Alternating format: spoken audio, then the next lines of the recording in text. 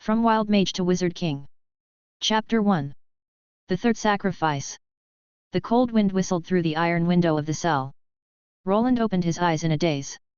He opened his eyes and looked at the boy's face reflected in the ice on the wall, and was stunned. The boy's facial features were delicate and tender. He looked at most a teenager, not yet an adult. There was a trace of confusion in his red eyes, and his fair skin looked a little dry and flat due to malnutrition. He was wearing simple clothes made of coarse cloth and animal skin. His pale long hair was frozen and fell to the ground, wrapping his bare and cold feet. This is his face, but not completely. If his long hair was cut into short hair, his dry and thin body was a little stronger, and his height was 10 or 20 centimeters longer, he would look like he was in junior high school. Hiss! Roland felt a severe pain in his head, and a large amount of memories from his previous life were pouring in like a tide. He was a professional player who was famous in the game circle and was even called the world's #1 wizard.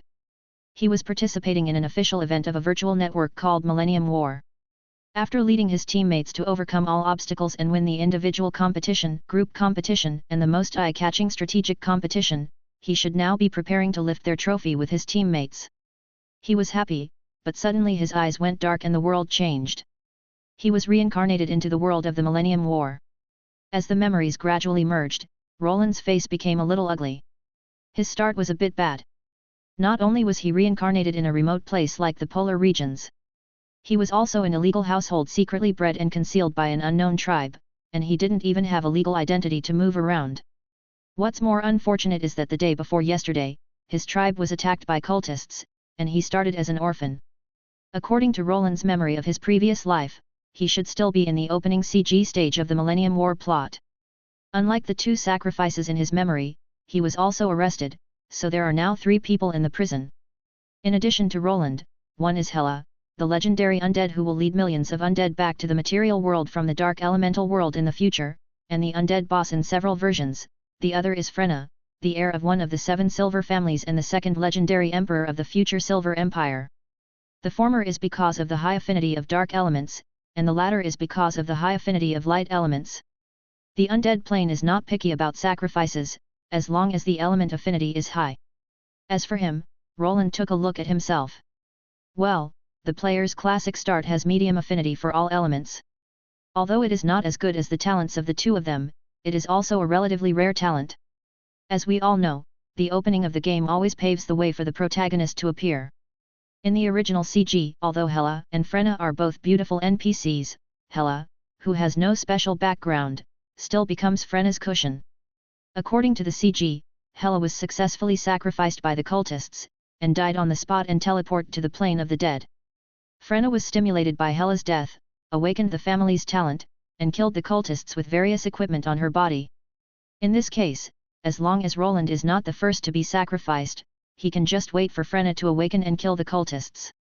Of course, he can also take the initiative to hug Frenna's thighs, use the experience of the previous life to help her complete the awakening, and directly kill the cultists. Moreover, if he can take the opportunity to hug Frenna, his future can be said to be bright. After all, Frenna is the protagonist of the previous major versions. As long as she is licked well, the benefits are great. However, Roland refused. His legs and feet were not in good condition and he couldn't kneel down. Roland lowered his head and thought silently. For the first time, his mind was so calm and his thoughts were particularly clear.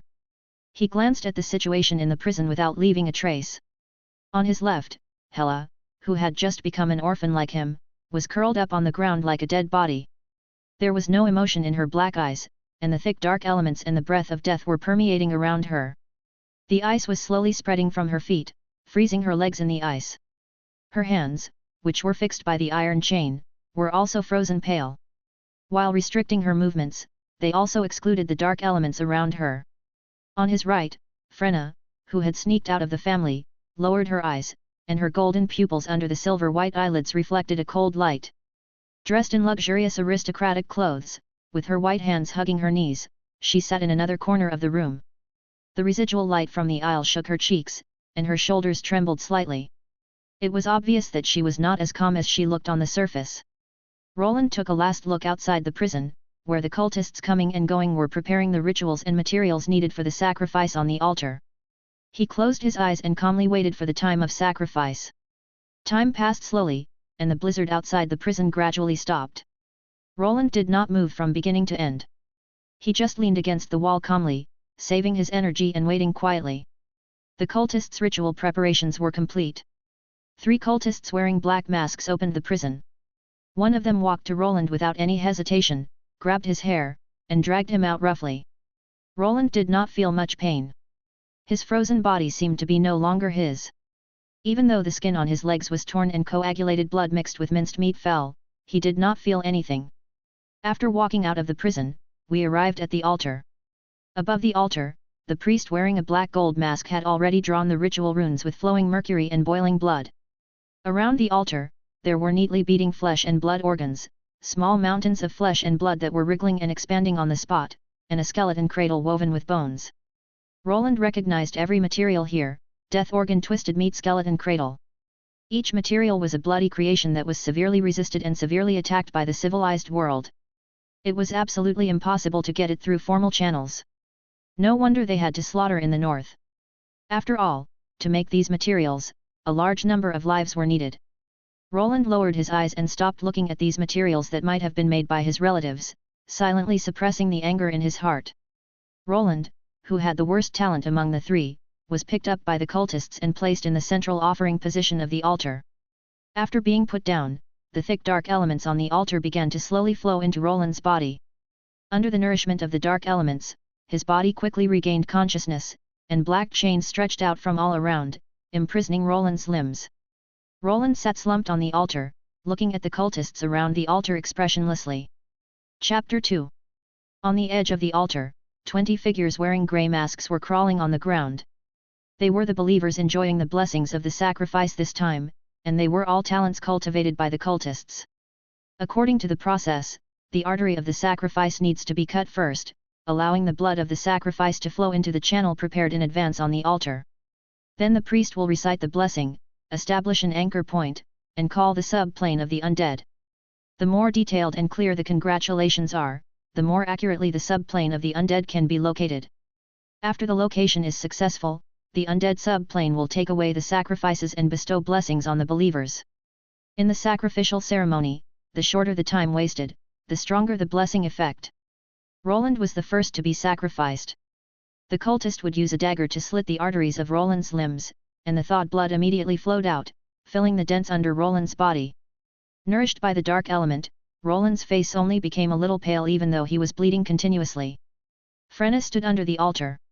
She was so pampered that she was so frightened by the flesh and bones around her that her face turned pale and her lips trembled slightly. However, despite this, she still did not give in. She stood upright on the spot, lowered her eyes, and bit her tongue. Teeth. She peered at Roland on the altar with her peripheral vision, with a hint of unbearability in her eyes. On the altar, the thin boy was standing barefoot on the water of his own blood. His red eyes were dull, as if he was a weak and helpless little lamb surrounded by wolves after leaving the pack. How can a simple child fight against evil cultists? Perhaps it was the regret that the beautiful opposite sex died in front of her. Frenna was touched in her heart, and something seemed to be trembling in her heart. Roland was also looking at her. He knew that she was about to awaken, and even without his help, she would definitely awaken as soon as he died. However, Roland does not intend to sacrifice himself to benefit others. In addition, he does not intend to go to the plane of the undead to participate in an exciting all-dimensional undead chicken-eating contest. What he wants is to be reincarnated into a different world and start a leisurely life rather than to be reborn as the King of Scrolls in the plane of the dead. Right in front of the altar, the priest had begun to recite the blessing, his voice low and hoarse, his voice full of pain and resentment. The nature of death, the Lord of the dead, the final destination of all living beings, your followers call to you and dedicate the creatures on their altars to you. Really? After all, this is only the opening plot of the game, and some of the internal settings of the game have not yet been fully determined, so that in later versions, many of the original settings have been overturned, modified, or patched. As a large-scale virtual online game that has been operating for nearly 10 years, eating books is a normal phenomenon. According to the setting when he lifted the trophy in his previous life, there were no gods in this world, and the gods worshipped by the cultists in front of him naturally did not exist. What they sacrificed was actually the sub-plane of the undead attached to the material world. Therefore, without clearly identifying the object of sacrifice, there are naturally many problems with their congratulations. The subplane of the undead is not the so-called essence of death. It is just a subplane whose main body is the dark element. At most, it is because of the existence of the undead that it has something to do with death. As for the monarch of the undead, the subplane of the undead has no independent consciousness, so the word monarch is not appropriate for it. As for the destination of all living things, it is even more nonsense. The subplane of the undead is just a subplane attached to the material world, and the souls of the undead who die in it have to return to the material world. Therefore, this congratulation is not only unreliable, but also because the priest has not provided the accurate coordinates of the material world, only the rough coordinates of this altar are basically useless. Even with various auxiliary materials, the effect is quite poor. Although it is possible to find the undead subplane, it requires repeated calls, which consumes a lot of time and materials. Moreover, such calls can only sacrifice one sacrifice, and the next one must be summoned again. In addition, this kind of sacrifice is also quite dangerous. Since there are no accurate coordinates and the blessings cannot be heard clearly, the sub-dimensional consciousness of the undead will usually choose to pack up all the people on the altar and take them away, and then just throw away the blessing and leave directly. The priest finished reciting a section and was about to start reciting it from the beginning. At this time, Roland finally moved and stood up calmly. After the priest finished the first recitation, the ritual on the altar had already isolated the inside and outside. No matter what Roland did next, they could not stop it. Therefore, Roland is safe, at least, he is safe now. As the only sacrifice standing on the altar, the priest will not risk being backlashed by opening the isolation barrier, and other cultists will not risk their lives to stop Roland. When Roland stood up, the dark chain quickly extended and lengthened, ensuring the connection between Roland and the altar. The priest glanced at Roland contemptuously, ignored it, and continued to recite. As a priest with rich experience in sacrifices, he has seen too many sacrifices struggles before death. When he was performing sacrifices a few years ago, one of the sacrifices ran to the edge of the altar, took off his pants and defecated in front of him, and even splashed in front of him, but he continued to recite without changing his expression. It's just a desperate struggle. The priest commented in his heart. And just when he was about to continue reciting, Roland finally started to move. Using the magic power in his body that was not even as good as that of a wizard apprentice, Roland used his own blood as material to start modifying this sacrificial ritual. Fortunately, in his previous life, in addition to the competition day, he would usually live broadcast the game, fight boss challenges, and teach some techniques, so he was relatively familiar with this low-end sacrificial ritual. Roland bit his finger and used his own blood to control the dark elements injected into his body from the altar, and used this as raw material to add new runes to the altar. As for why the blood from the cut limbs was not used? This blood was captured by the ritual when it flowed out, and it was imprinted with the traces of the ritual. God knows what messy things were imprinted in it besides the dark elements. For safety reasons, Roland chose to squeeze himself more, avoid the ritual, and make a cut to draw some clean blood. This ritual spread among the cultists by word of mouth is really simple. In Roland's opinion, there are too many loopholes that can be exploited. Under the repeated iteration of priests, the current ritual is a mess of dirty and messy runes. Only a small part of the structure can function normally, and most of the structure is redundant and useless. Looking at the two intertwined energy transmission structures in front of him, some dark elements are constantly circulating in these two structures. Roland can't understand the function and meaning of this structure at all. In addition, the current ritual does not even have the most basic identification and anti-theft functions. It is completely open source. Roland simply replaced a few runes and lifted the restrictions of the chains on him. Chapter 3. Roland looked up at the priest, but he didn't react at all. He didn't notice Roland's little move at all and continued to recite his blessing in a strange tone. Seeing that the priest didn't react, Roland was certain in his heart and sped up his movements.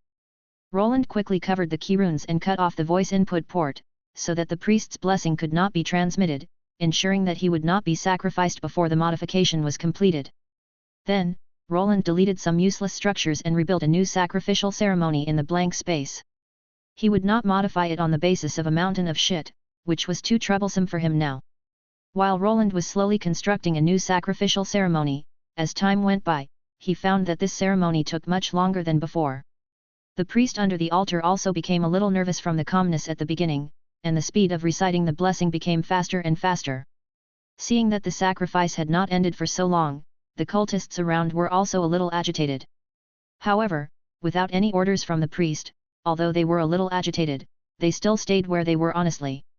However, a cultist wearing a light golden mask did not stay where he was. He stood up, took out a bottle of black alchemical potion from the box in the corner of the room, walked respectfully to the side of the priest, knelt beside him, and raised the potion with both hands. After reciting another blessing, the priest quickly picked up the alchemical potion beside him with his right hand, opened the bottle and drank it directly in one gulp. As the priest drank the alchemical potion, his magic power began to recover, and Roland decisively increased the extraction of the priest's magic power. After all, he is just an ordinary person now. If it were not for the selfless dedication of the priest, who continuously provided magic power through the ritual on the altar, he would not be able to perform the sacrifice ceremony. After increasing the extraction, the priest's eyes lit up. According to past experience, this is a sign of imminent success.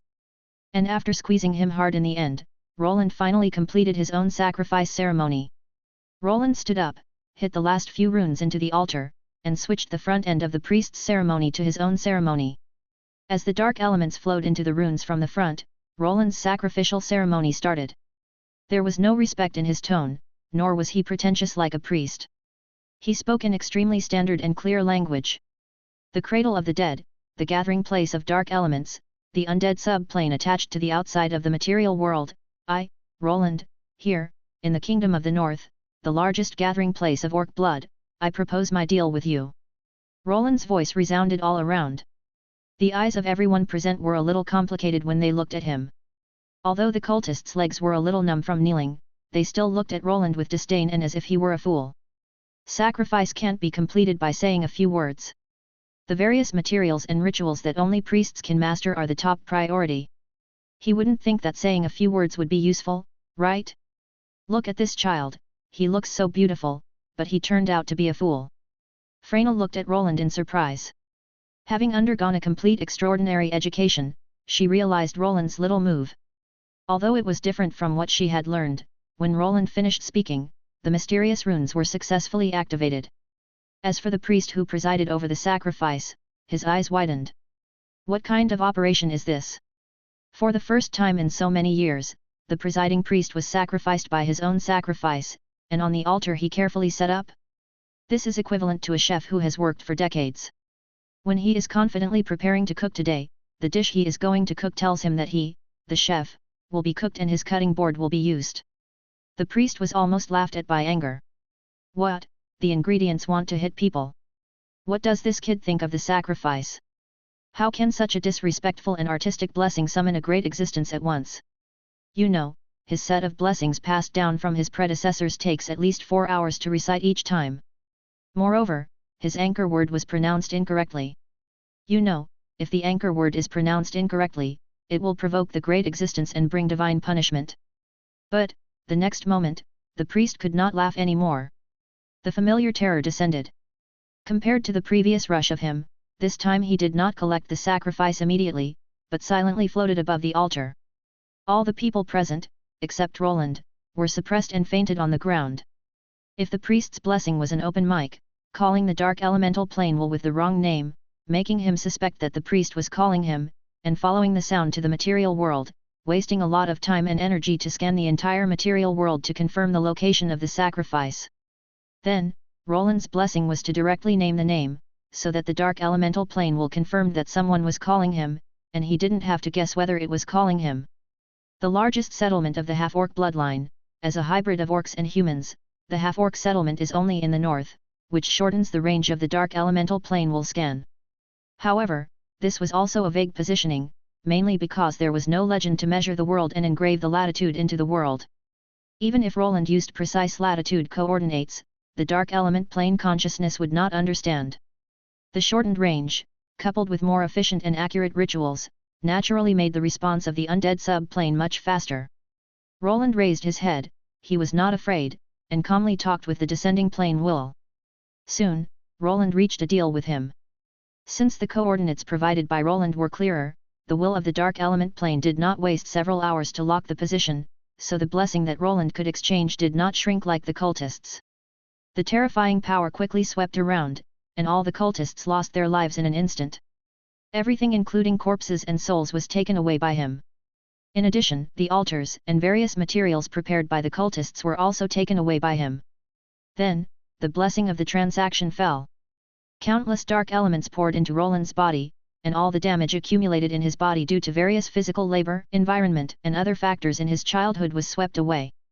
His thin body also developed again and became stronger. At the same time, the magic power in his body began to increase rapidly. Due to the experience of the previous life, Roland decisively guided the surging magic power to start the promotion.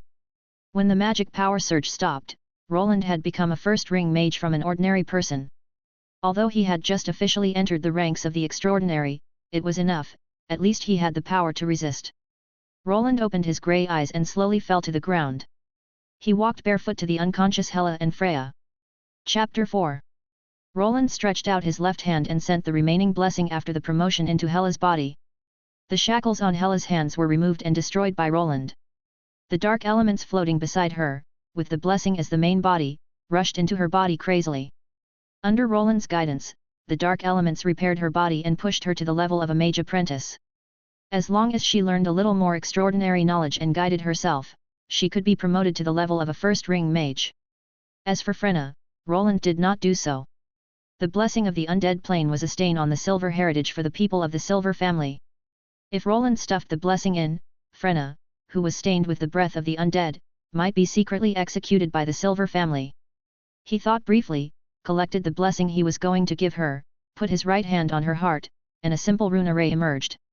Then, the water elements around gathered, transformed into magic power through the rune array, and injected into her body.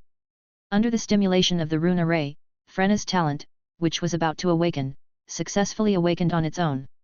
Silver-white light surged from her body and slowly enveloped her.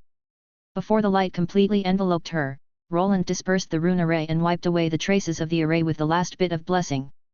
Although this rune array that promotes the awakening of talent was invented by her in the future, the current silver family does not have such a thing.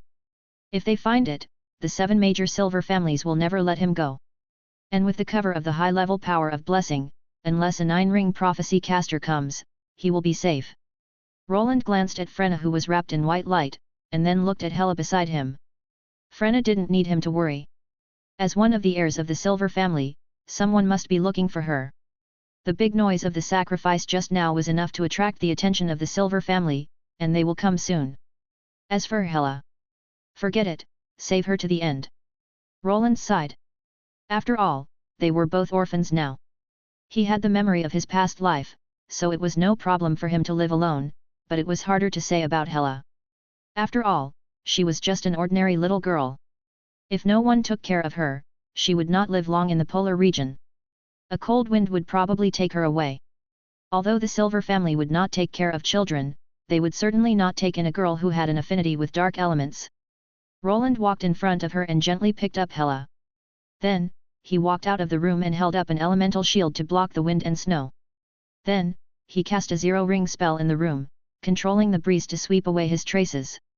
In the end, Roland held Hela, carried the wind and snow, and walked barefoot on the snow step by step into the distance. The biting wind and snow quickly covered his footprints. Less than 10 minutes after Roland left, with the sound of war horses treading on the ground, a team of more than 30 knights hurried to the scene. Without any hesitation, the knights rushed into the room. The moment the leader saw the white light, his face was instantly overjoyed. He didn't care about exploring what had just happened here, and quickly ordered the knights to protect Frenna. In a room with simple decoration and a somewhat rough overall style, Roland was sitting calmly at the table, holding an animal hairbrush and drawing runes on an animal skin. A first-ring mage in the north is not very safe, and can only be said to be barely self-protective. Although Roland is not worried about ordinary people and wild first and second-ring extraordinary people, if he provokes the officials of the Northern Kingdom or the army, he will definitely not be able to defeat them with his current strength. Therefore, relying on the knowledge of the previous life, buying some materials to make a few second and third-ring spell scrolls to save his life has become the best choice. Low-level spell scrolls do not require high materials. With Roland's craftsmanship, he can make them even with ordinary materials. As for the money for housing and materials, naturally, there were enthusiastic people who took the initiative to offer it to him for free because he was young. While Roland was drawing, on the bed next to him, the sleeping Hela's eyes moved slightly and slowly opened their eyes. She looked at the unfamiliar ceiling in confusion. After hearing the sound of the animal hair brush, she subconsciously tilted her head to look at Roland. After seeing Roland, there was no emotion in her lifeless eyes. After a glance, she turned her head and looked at the ceiling again. As the last stroke was completed, Roland put down the animal hair brush, gently scratched his right finger, and a drop of blood fell on the scroll. As the blood fell, the runes drawn with animal blood on the scroll flashed slightly, and after connecting with each other, they quickly dimmed. A 2-ring spell scroll was completed. Roland put it away, looked at Hela on the bed, and asked gently. "Awake?" Hela did not answer, but just stared at the ceiling blankly. Roland sighed, said nothing more, and walked out of the room silently. Less than 3 minutes later, Roland came in with the meal. He walked to the bed and put the meal on the bedside table. 2 slices of black bread, 2 pieces of meat, a pot of stewed beans and 3 or 2 pieces of vegetables. Roland pulled a chair and sat beside the bed. Looking at Hela's lifeless eyes, he felt helpless. He was not a psychologist, and he didn't know what to do about this situation. Well, can any spell be used to solve it? Got it. Roland recalled all the knowledge he had mastered, and finally found a useful spell from a large number of low-level spells. A first-level spell of the enchantment system, Forced Calmness. Without hesitation, Roland stretched out his right finger and pointed it at Hela's forehead. The spell was quickly cast and acted on her.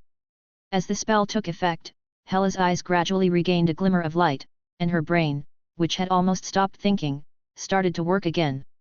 At the sacrifice ceremony, she recalled everything she saw and heard before she was stunned. At the same time, she also noticed the changes in her body. She became stronger, and there was a strange power flowing in her body. Hela tilted her head and looked at Roland calmly. The boy standing on the altar, looking at everyone indifferently with his red eyes, overlapped with the boy in front of him with grey eyes and a smile on his lips. At the same time, Roland's bewitching voice sounded in her ears. "Do you want revenge?" When Roland's voice came in, Hela's eyes were dazed. Chapter 5. Bright blood flowers seemed to appear in front of her, and countless screams and cries also flooded into her ears. The screams when her father was cut in half, the back of her mother who stuffed her into the basement and whispered to her not to speak, and the hideous and surprised expression of the cultist when she looked at her in her memory. Under the effect of the spell, Hela's memory, which had been blurred by her own will for self-protection, is now particularly clear and obvious. Hela reached out and grabbed Roland's right arm, her dry mouth moved, and a hoarse voice came out of it. "I want to." "Very good, eat first, so that you can have the strength for revenge after eating." Hearing Roland's words, Hela sat up with a numb body. She took the bowl handed over by Roland, picked up the fork and ate silently. Seeing her start eating, Roland also breathed a sigh of relief. Although the previous blessing and dark elements filled Hela's weak body, even if she was brought to the level of a wizard apprentice by Roland, she was still just an ordinary person in the end and still needed to supplement nutrition, especially after being in a coma for 2 full days. Seeing that Hela could eat normally, Roland also returned to the table, took out new materials and began to draw new spell scrolls. Although the spell scrolls Roland prepared in the past 2 days were enough to save his life with Hela, Roland drew spell scrolls, in addition to using them as trump cards, mainly to accumulate them to deal with cultists. Although the cultists who tried to sacrifice him had been killed by him, the cultists' organization in the Northern Kingdom was still there. Although Roland's life in the tribe was not that good, after all, his parents in this life were just ordinary herdsmen who could only barely protect him and pull him up. But the grace of raising him could not be forgotten. Although Roland had no intention of helping the chiefs and elders of the tribe who oppressed them to avenge them, he still had to avenge his parents. In this lawless world, the only rule for supernatural beings is to give an eye for an eye, and a tooth for a tooth. Therefore, Roland naturally chose to follow the local customs and let the entire cult be buried with him. Since the cultists killed his entire family, Roland would simply retaliate and kill their entire family. As the villain organization at the beginning of the game, the cult organization that was briefly active in the Northern Kingdom during the chaos brought about by the Rose War was not very powerful in terms of scale and strength. Moreover, due to the limitations of sacrifice and the lack of supernatural knowledge within the cult organization, their strongest was only a 3-ring mage. And a 3-ring mage was not a difficult existence for Roland to fight against. As long as he prepared enough spell scrolls, he could smash him to death. In addition, as one of the game's novice bosses, this three-ring mage's skills and fighting style had long been stripped. Although Roland did not start in the north, he came to the north to brush nearly 100 times for a high-quality staff dropped by him. After brushing so many times, Roland could guess clearly what he wanted to do when he raised his hand. As long as he was well prepared, Roland felt that he could kill him without any injury. In the previous life, Roland still did not brush out the staff in the end, and finally he could only curse and spend money to buy it from other players. Soon, Hela finished her meal, she put the bowl on the bedside table beside her, and quietly got off the bed. She stood quietly beside Roland, silently watching him draw the spell scroll. In less than 10 minutes, a 2-ring spell scroll was completed. After putting the spell scroll away, Roland looked at Hela. Hela also met Roland's eyes, she opened her mouth, and a hoarse voice sounded. "I want revenge, kill them all." Her tone was full of resentment and hatred. Roland had no opinion on this. He was not the kind of saint who would say that revenge will never end, and persuade others to let go of hatred and reflect on why others did not kill others but came to kill themselves. Looking at Hela's eyes full of hatred, Roland said calmly. "Your strength is too weak. To seek revenge now is suicide. What you need now is training to improve your strength. I'll give you 2 choices." Roland paused, did not whet her appetite, gave his own plan, and extended his index finger. "First, focus on close combat training.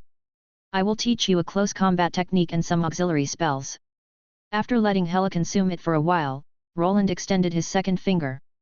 "Second, focus on long-range training. I will teach you some simple 0-ring and 1-ring spells and close combat skills." After listening to Roland's words, Hela asked expressionlessly. "Which one is stronger?" "I'll choose that one. As for strength, they're both about the same." Roland thought about it and gave his answer. "The mage is definitely the strongest, but only mages who have mastered a large number of spells can be called mages. With Hela's level without any foundation, it's basically impossible to quickly become a mage. At most, she can learn some simple energy-shaping spells first and quickly become a mage turret. Which one is faster?" After hearing Roland's words, Hela immediately asked in a low voice. "It depends on the individual. For the first one, if you can endure the pain, it shouldn't be too slow to learn. For the second one, it depends on your memory. Just remember about 50 or 60 low-level spells and learn them all." Roland took out a scroll with a second-level spell and placed it in front of Hela. "Let's take a look, that's about it." Hela picked up the scroll, glanced at it twice and put it down silently. She spoke.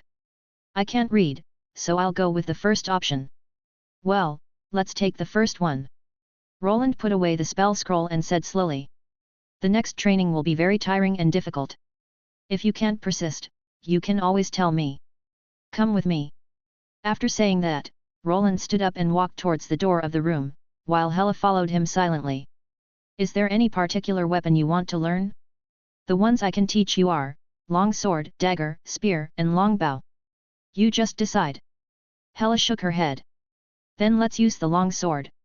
It will be useful after the revenge is over." Roland opened the door and said casually. Hela followed Roland out of the room, and what she saw was a square open space, with weak snowflakes slowly falling from the sky. She stretched out her hand and caught a snowflake in front of her. A chill instantly spread from the place where the snowflake came into contact with her palm. Roland, who was on the side, walked back to Hela with 2 shabby wooden swords from the warehouse nearby. He handed one of the wooden swords to Hela and said, "Let me see your level first." Hela clenched the hand that caught Suihua, then opened it again and took the wooden sword. Feeling the weight of the wooden sword, Hela was thoughtful. Her strength seems to have increased a lot. While Hela was wielding the wooden sword and getting used to it, Roland carried the wooden sword as if nothing had happened and walked to the center of the clearing.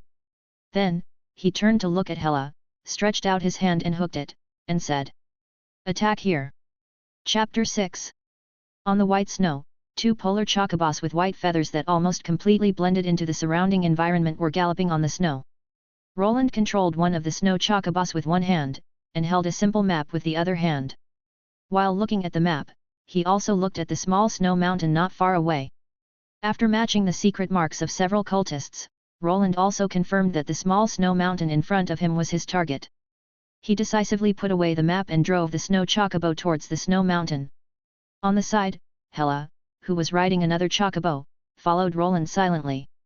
Soon, the two arrived at the foot of the hill and found a hidden place to tie up the chocobo. Then, the two opened the package and took out the weapons and supplies. Roland took out a black long sword, several bottles of alchemical potions and more than a dozen spell scrolls, and Hela took out a bag from the package in addition to taking out a black long sword and hung it steadily on her waist. After packing up his things, Roland simply set up a simple warning array around the chocobo. Then, he looked into the depths of the snowy mountain and raised his feet to move forward. "Let's go." Hearing Roland's words, Hela nodded and followed Roland with a long sword. While climbing the mountain, Roland also followed the path opened by the cultists and went deep into the snowy mountain without any obstacles.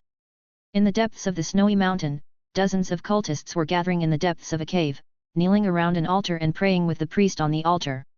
As they prayed in unison, some grey-black auras slowly floated out of the altar. As these gases emerged, the priest on the altar became more and more crazy, twisting his body constantly and dancing irregularly. Under the altar, the cultists looked at the priests with more and more fanatic and crazy eyes. As the black gas continued to spread and gradually filled the entire cave, the cultists who were kneeling on the ground praying absorbed the strange gas crazily, their faces gradually turned red, and their expressions became crazy. Since the cultists in this stronghold all prayed here, Roland and Hela arrived at the entrance of the cave very smoothly as if they were in an uninhabited place. Looking at the leaking gas, Roland frowned slightly and simply put up a shield to block the gas, while Hela chose to hold her breath. The two walked into the cave.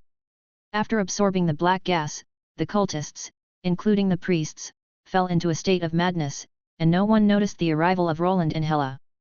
After taking a look at the cave, Roland made a few glances at Hela, and she also understood, nodded slightly, and walked silently through the wall, blocking another exit of the cave. After Hela was ready, Roland finally took action. As the magic power surged in his body, Roland cast a one-ring energy spell in less than 3 seconds. The water elements around him began to gather and turned into balls of water. Under Roland's micro-manipulation, they fell silently on the feet of each cultist. Then, Roland cast a spell again, and countless ice elements turned into a visible cold wave and poured into the cave. Under the cooling of the cold wave, the water balls wrapped around the cultists' feet froze instantly, restricting everyone in place. However, even though they were frozen in place, the cultists still had red faces and crazy faces, without any extreme reactions. Bang! At the same time, on Hela's side, a sound of weapons colliding rang out. The priest who was on the altar just now didn't know when he had reacted. While dodging Roland's spell, he also decisively fled in the direction of Hela, and was then stopped by Hela. When the priest was caught off guard, Hela raised her sword to block his attack. Before he could react, she shook him away with force and changed her move to pierce his right shoulder. At the moment when the priest screamed, Hela took advantage of the situation and directly picked up the nerves in his arm. When the priest pounced on Hela, a black light ball gathered on his right hand and tried to hit Hela. Hela raised her right leg and kicked him away. After he was kicked by Hela and flew towards Roland, Roland also calmly cast a spell, and 10 ice spikes gathered beside him, and then stabbed the priest. Because the priest could not adjust his posture in the air, his limbs and various organs were hit by Roland's targeted attacks. As his limbs lost control, the black light ball in the priest's hand also lost control, and it broke away and exploded, blowing his arm into pieces of meat. Then, Roland rushed forward for a distance, grabbed his head while the priest screamed, and a mental shock directly poured into his unprepared head. Roland showed no mercy and directly shocked him into a fool. Anyway, in the dark elemental sub-plane, as long as the body is alive and the soul is not damaged, it doesn't matter whether he is a fool or not. After making him a fool, Roland threw him aside and walked directly to the altar, while Hela silently put away the sword, stood outside the cave, and waited silently. Standing on the altar, Roland set up the sacrificial ceremony very skillfully. In less than 10 minutes, the familiar terror came, taking away the cultists who were insane and the priests who were shocked, and also took away the altar that the cultists had built with a lot of money. Except for a few who have the level of mage apprentices, the cultists are basically ordinary people, and the priests are only relatively good, just 1 level mage. With a wave of his hand, Roland drove the addictive psychedelic gas out of the cave. Then, he opened the map in his hand, took out the animal hairpin and crossed out the stronghold under his feet. "What number is this?" Hela walked to Roland's side and asked in a low voice. 13th, there are only 11 left. Roland looked at the map and responded in a low voice. Since the sacrificial rituals mastered by cultists are relatively complex and require the assistance of an altar before they can offer sacrifices, the activities of cultists basically revolve around the altar. Although Roland did not participate in the main plot of the previous life where the players and the Moon Elves worked together to kill the cultists, Roland has gone through the dungeons that were created after the main plot ended many times. He has learned about the secret codes, secret words, and altars of the cultists. Naturally, they are all familiar with their positions. This is also the reason why Roland can accurately locate their positions. The next one is not far from here. Let's take care of it today and then rest. Roland pointed to a nearby altar marked on the map and suggested. Hela nodded and agreed with his idea. Soon, with a huge roar, the cave dug by the cultists collapsed and was refilled with soil. Roland and Hela went down the mountain, mounted the chocobo again, and ran towards the next target. Chapter 7. As an evil organization that deceives and kidnaps people, the cultist organization is naturally not welcomed by the civilized world. Even the Northern Kingdom, which is considered barbaric, hates these organizations that go around killing people and causing trouble. If they were not worried that the War of Roses would affect them, the Northern Kingdom deployed its military forces to the southern border. These evil organizations would have long ago it was beaten to death by the Kingdom of Northland, and there was no room for development at all. And now, with the end of the Rose War, the Northland Kingdom will soon be free to deal with them, and their good days are almost coming to an end. It is precisely because of this that in order to accumulate more power and run away as soon as possible, the high priest of the cult took advantage of the time when the North Kingdom was not free to take action and ordered his subordinates to kill and sacrifice everywhere in an attempt to improve himself. Go to the 4th ring road. However, the limit of sacrifice is only the 3rd ring. It is basically impossible to reach the level of the 4th ring purely through sacrifice. Therefore, the order of the high priest is nothing more than the madness before death. In addition, according to the previous life, the high priest gradually became desperate and finally went crazy and kidnapped a moon elf, provoking the Moon Elf clan. As a result, in the main plot of the previous life, it was the player and several moon elf hunters who surrounded and killed the high priest, not Bay orcs from the Earth Kingdom. Of course, in this world that Roland stirred up changes, the high priest probably couldn't wait until he was surrounded by moon elf hunters. Roland planned to use his head to sacrifice his parents in this life. As 2 snow chocobos rolled up snowflakes on the snow, Roland and Hela arrived at the new altar in a dusty manner. Just when Hela was about to tie up the chocobo and put on weapons and bags like before, Roland on the side suddenly spoke. Bring everything with you. Hearing Roland's words, Hela turned her head and looked at him. Looking at Roland who had taken out all the spell scrolls he had prepared, there was some confusion in her eyes. The high priest is not a fool. We have destroyed more than half of the altars. No matter how slow he is, he should have discovered it. Roland explained while stuffing the spell scroll into his arms. He will most likely ambush us. We'd better be fully armed before going up to every altar next. Hela didn't say much after hearing Roland's words. She nodded obediently and took out the props that Roland had prepared for her in the package. Or some spell scrolls and alchemy potions made by Roland himself. After spending a few minutes getting ready, the two of them looked at each other and followed the secret path up the snowy mountain in an orderly and tacit understanding. Compared to the previous altar which was empty of people, the current altar was relatively lively. Since this altar is close to a small town, with sufficient logistics supplies, this altar can naturally feed more people. It will not be like the previous altar. Because there is not enough logistics, the entire altar can only feed dozens of people. Personal. On the secret passage alone, the two encountered more than a dozen secret sentries and several patrols. Hey! Roland waved his right hand, and several ice spikes accurately penetrated all the patrol members passing by, piercing directly through the gaps in their bodies and nailing them all to the mountain wall. Roland walked up to them, looked at their dead expressions, and calmly inspected their bodies without any change in their expressions. Looking at their light armor and strong bodies, Roland said with a solemn expression. Those who can be equipped with light armor are not ordinary soldiers. It seems that we are likely to encounter the high priest this time. In a barren place like the North Kingdom, it's not bad to not starve to death, let alone eat as strong as them and be equipped with complete light armor, but no matter how much you think about it, you know that this must be the high priest. Specially trained elite guards. However, the high priest was still too stingy and didn't use any blessings on them. Roland stretched out his hand, pinched the light armor on their bodies, and took it off with a little force.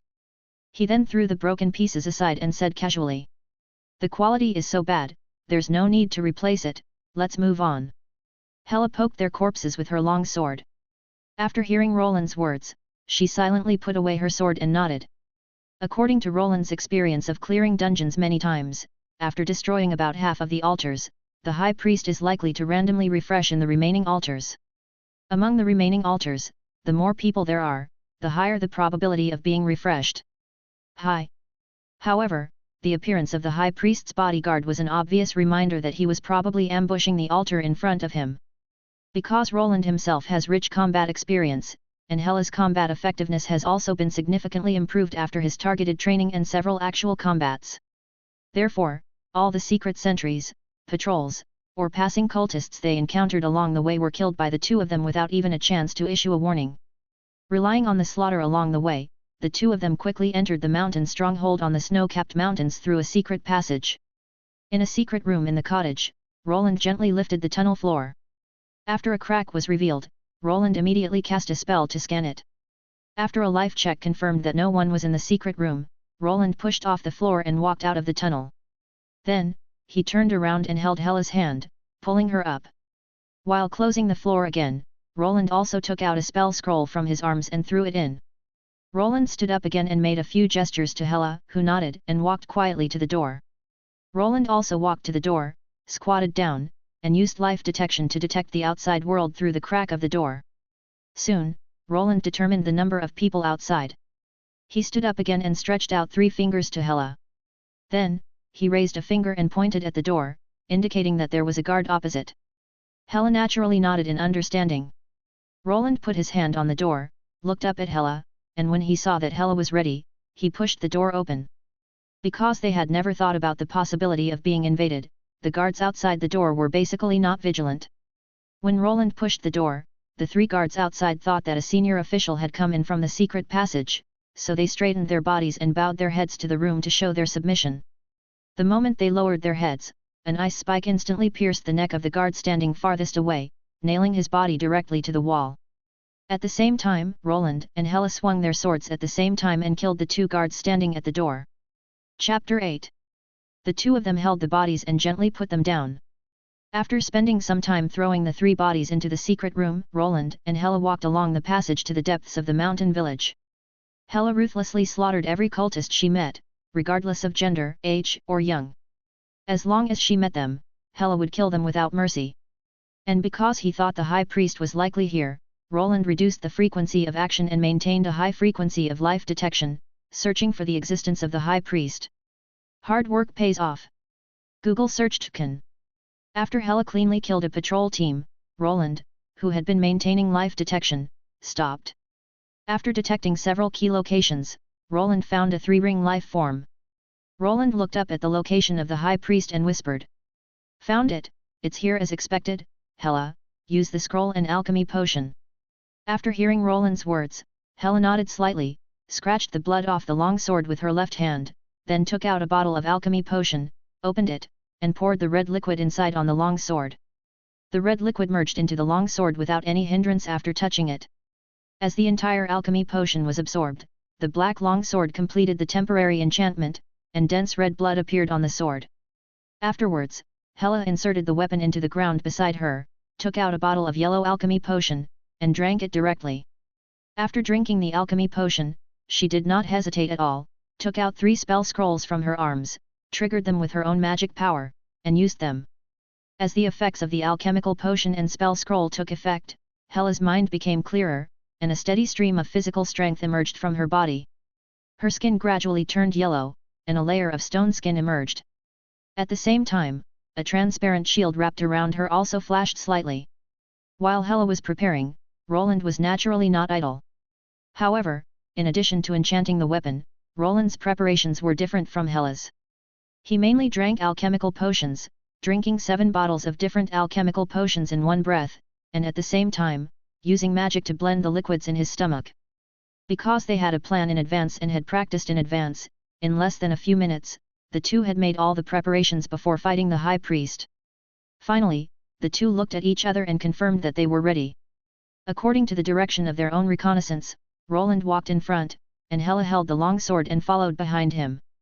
In order not to waste the time of the alchemical potion, the two killed directly with the idea that the straight line between 2 points is the shortest. Under the undisguised assault of the two, the quiet mountain village suddenly became noisy. The cult organization, which was originally a makeshift team, was unable to organize an effective defense. Only some patrol teams that didn't know how to live or die, or fanatical cultists would rush to die without any organization or discipline. Therefore, Roland and Hela successfully killed the high priest. Standing on the altar in the open space, the high priest wearing a dark golden mask, a robe, and holding a black staff stared coldly at the two people who walked into the gate. Roland and the high priest exchanged glances and threw out the prepared spell scroll without hesitation. Third ring spell Sky Curtain. A large field spell was cast, and in almost a blink of an eye, the entire square fell into darkness. A layer of grey-black material, like a curtain, wrapped the surroundings, isolating all connections between the outside world and the inside. Then, the remaining spell scrolls also took effect. Third ring spell Cold Storm. Third ring spell Sharp Wind. Third ring spell Psychic Storm. Third ring spell Wind of Death. 4 third ring spells exploded at the same time, and Roland's micro-manipulation quickly covered the entire open space in front of him. When the spell ended, except for the altar and the place where Roland Hela was standing, the black ice had covered the entire place. Almost all the people gathered by the high priest here were killed, and only a dozen guards near the altar survived. After the spell ended, the high priest also put down the staff in his hand, and the grey shield covering the altar disappeared. Looking at the warriors and priests who were frozen into ice and lost their signs of life under the altar, his hand holding the staff became much harder. However, although he was a little angry, he also retreated a little when he saw Roland's generous move of throwing 5 spell scrolls directly. Spell scrolls are very expensive. Generally speaking, a wizard can only make 1 level lower level spell scrolls. With so many 3-ring spell scrolls, if there is a 4-ring wizard behind the 2 people in front of him, or their family is very rich and has sufficient spell scrolls to squander. In either case, this is not something he can afford to provoke. Therefore, the high priest stopped the guards from charging and said to Roland, "My 2 friends, you turn around and leave now. I can still pretend that nothing happened." Roland and Hela naturally ignored him and acted on their own. The two walked towards the altar one after another, especially Roland. As he moved forward, he threw out spell scrolls one after another as if they were free. Although he didn't use 3-ring spell scrolls, 1-ring and 2-ring spell scrolls appeared in an endless stream. On average, Roland would use an expensive spell scroll every 5 seconds. Therefore, Roland threw out more than 20 spell scrolls before he took a few steps. After realizing that Roland was determined to kill him, the high priest also turned pale and first held up a shield to resist all attacks. Then, he looked at the last few guards beside him and took decisive action. The black tentacles quickly pierced their hearts from behind, taking their lives in an instant. Then, a large amount of dark elements poured into their bodies and began to forcibly transform them into undead creatures. Since these guards were originally undead soldiers cultivated by the high priest to serve as his subordinates, there was basically no obstacle to the transformation of these guards. With the help of the altar, they were quickly transformed into undead soldiers of the first ring. Then, under the order of the high priest, these undead soldiers rushed down and killed Roland in a scattered manner. Roland was naturally not surprised by the transformation of undead creatures. In fact, if Roland had not thrown spell scrolls to clear the field when he came in, the two of them would have to deal with more than just these undead creatures. Everyone who was frozen into an ice sculpture could be transformed into undead. However, after being killed by Roland, the arrangements made by the high priest in their bodies became ineffective, and the dark elements in their bodies were all scattered. If the high priest transformed them, he could only transform them into ordinary cannon fodder undead, and could not transform them into first-ring undead soldiers like the living guards. Chapter 9. After the undead soldiers approached, Roland also showed a panic expression, and threw out the spell scroll in a panic, trying to intercept and kill these approaching undead soldiers. And Hela also had a serious expression, holding a long sword to face the approaching undead soldiers. However, Hela looked like just an ordinary person who was a little stronger, so under the siege of several undead soldiers, she was suppressed by them for a while. As more and more undead soldiers approached, Roland's expression gradually became panic, and he threw out another 3-ring spell. 3-ring spell Resist Fire Ring. A fire ring spread out from Roland as the center, driving out all the approaching undead soldiers. At the same time, Hela, who was in the attack range, was also knocked away by the fire ring. After seeing Roland panicking to the point of hitting his own people, the high priest also breathed a sigh of relief. Humph, it seems that he is just a flower grown in a greenhouse. He was scared like this by a few undead. He is just a waste. Seeing that Roland was in a panic after being besieged by the undead soldiers, the high priest was too lazy to pay attention to him. He casually transformed several corpses near the altar into ordinary undead, and then asked these ordinary undead to move all the corpses in the open space to the altar. Although his arrangements on these people were destroyed a lot, they were talents that he had raised for a period of time. He might be able to transform a few first-ring undead by recycling the waste from the altar, which would be his capital for running away later. After commanding the undead to move most of the corpses to the altar, the high priest also began to prepare for the transformation. Just as the high priest was about to transform the undead, Roland, who pretended to be panicked, quickly regained his composure, tore open several spell scrolls again, and accurately killed several nearby undead warriors. Then, he looked up at the high priest, activated the 2 spell scrolls in his hand, and smiled. Third ring spell Ice Explosion. Third ring spell Corpse Explosion. After the 2 spells took effect, the corpses and ice on the altar exploded instantly, and the violent explosion almost hit the high priest's face. When the high priest reacted and tried to cast a spell to hold up a shield for defense, Roland decisively tore another spell scroll. 3-ring spell counter. The high priest's spell was interrupted instantly, and while the magic power was backfired, the violent explosion also hit his face. The violent wind and waves erupted from the center of the altar, knocking away all the ordinary undead near the altar, even some one-ring undead, were blown away by the strong wind without any defense. Roland, who had been prepared for a long time, was naturally not affected much. When his clothes were blown by the wind and waves, he stood firmly in place. The close-range ice explosion and corpse explosion, even if the high priest did not die, he would be seriously injured. Roland took a few new spell scrolls from his arms and walked slowly towards the altar. Just as Roland walked up the first step of the altar, a stream of black corrosive liquid rushed out of the dust and shot towards Roland's head at a high speed. However, the corrosive liquid finally stopped in front of Roland, and an elemental shield that was cast at some unknown time blocked the attack. "Asshole, I'm going to kill you." As a breeze blew, the last bit of dust on the altar fell, and the high priest, who had half of his body blown off, was using a staff to support his body to prevent himself from falling. His dark golden mask was covered with cracks, and the left half of his stomach was completely blown to pieces. The torn clothes revealed the high priest's dry, almost stopped blood and flesh. His hideous and flat face was gritting his teeth at Roland.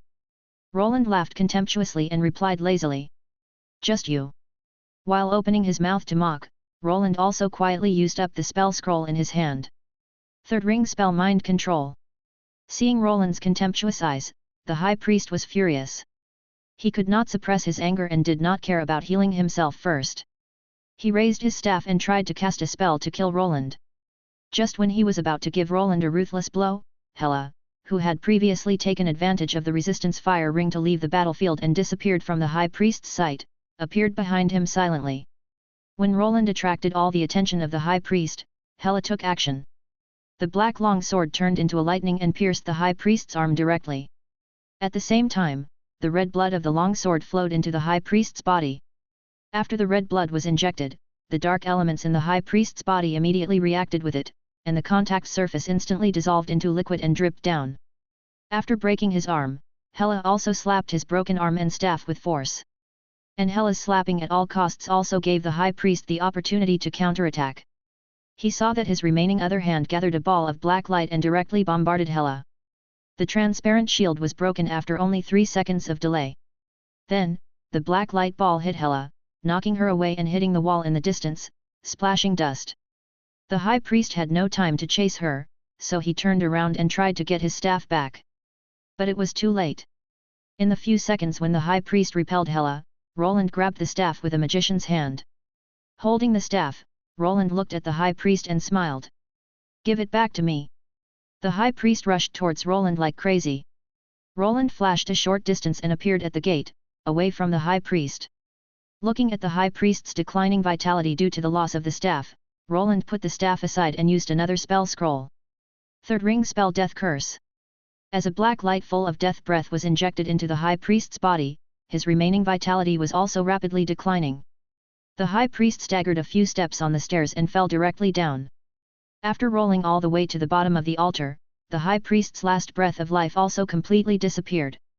However, even so, Roland did not approach, but used 2 more spell scrolls.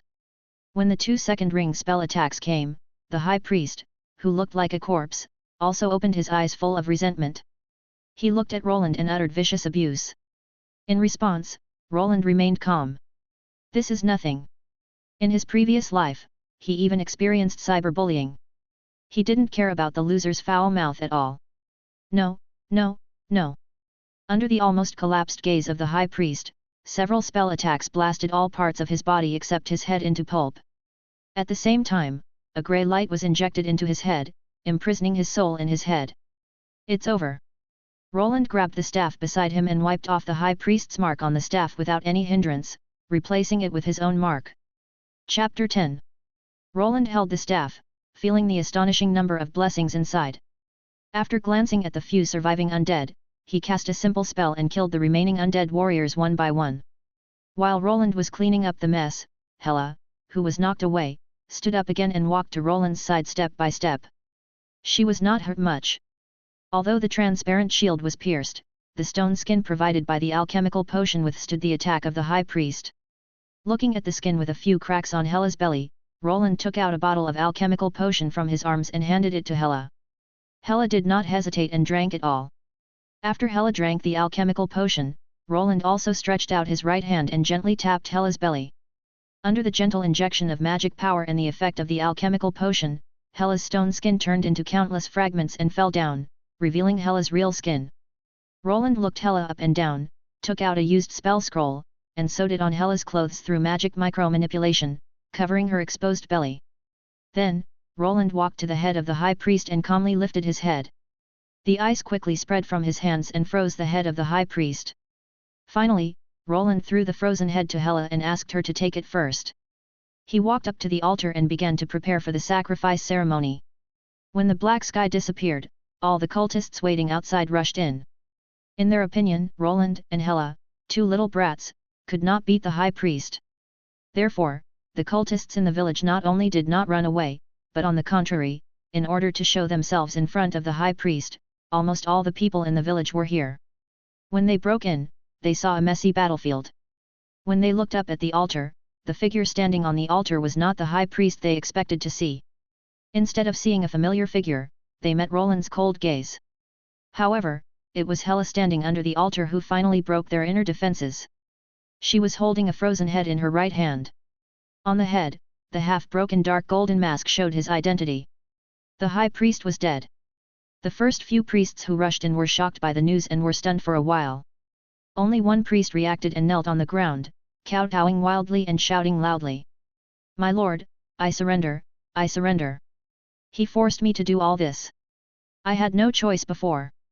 Now I just want to be a good person. Please forgive me." As his voice sounded, the other priests came back to their senses. Even the high priest was not their opponent, let alone them. Thinking of this, they all made a decision. With the sound of kneeling, all the priests in the village knelt on the ground and raised their hands to surrender. Roland would naturally not accept their surrender. Each of these priests had blood on their hands and should have died long ago. Of course, Roland did not destroy the cult organization for justice or anything, but just for revenge. There are always some ordinary people who were dragged into the cult organization. In addition, their parents and children are not necessarily all cult members. But Roland did not want to distinguish. Even if they did not do anything evil, they were able to live in the village and enjoyed the support of the cult organization. Since they enjoyed the benefits brought by blood and death, they naturally had to pay the price. Roland kept his word. Since the cult killed his whole family, Roland would also kill their whole family. No one could escape. Amid the voices of the priest's surrender, Roland started the sacrifice. As a familiar terror descended, all the people in the village, including the altar under his feet, were swept away. Even the corpses were sacrificed by Roland at a low price. Except for the high priest. Although Roland needed the blessing provided by the sacrifice, he would not wrong himself. Even if the benefits were a little less, Roland would not sacrifice the high priest. Except for the first sacrifice, in the remaining sacrifices, Roland did not sacrifice the cultists to the undead subplane to reincarnate as undead. Instead, at the cost of reducing 1/3 of the blessing, he let the undead subplane crush their bodies and souls and scatter them in the subplane as nutrients for other undead. Roland landed lightly on the ground and walked calmly to the door. "Let's go." Hela nodded and followed Roland with the head of the high priest. After killing all the members of the village, there was no need for the two to go through any secret passages.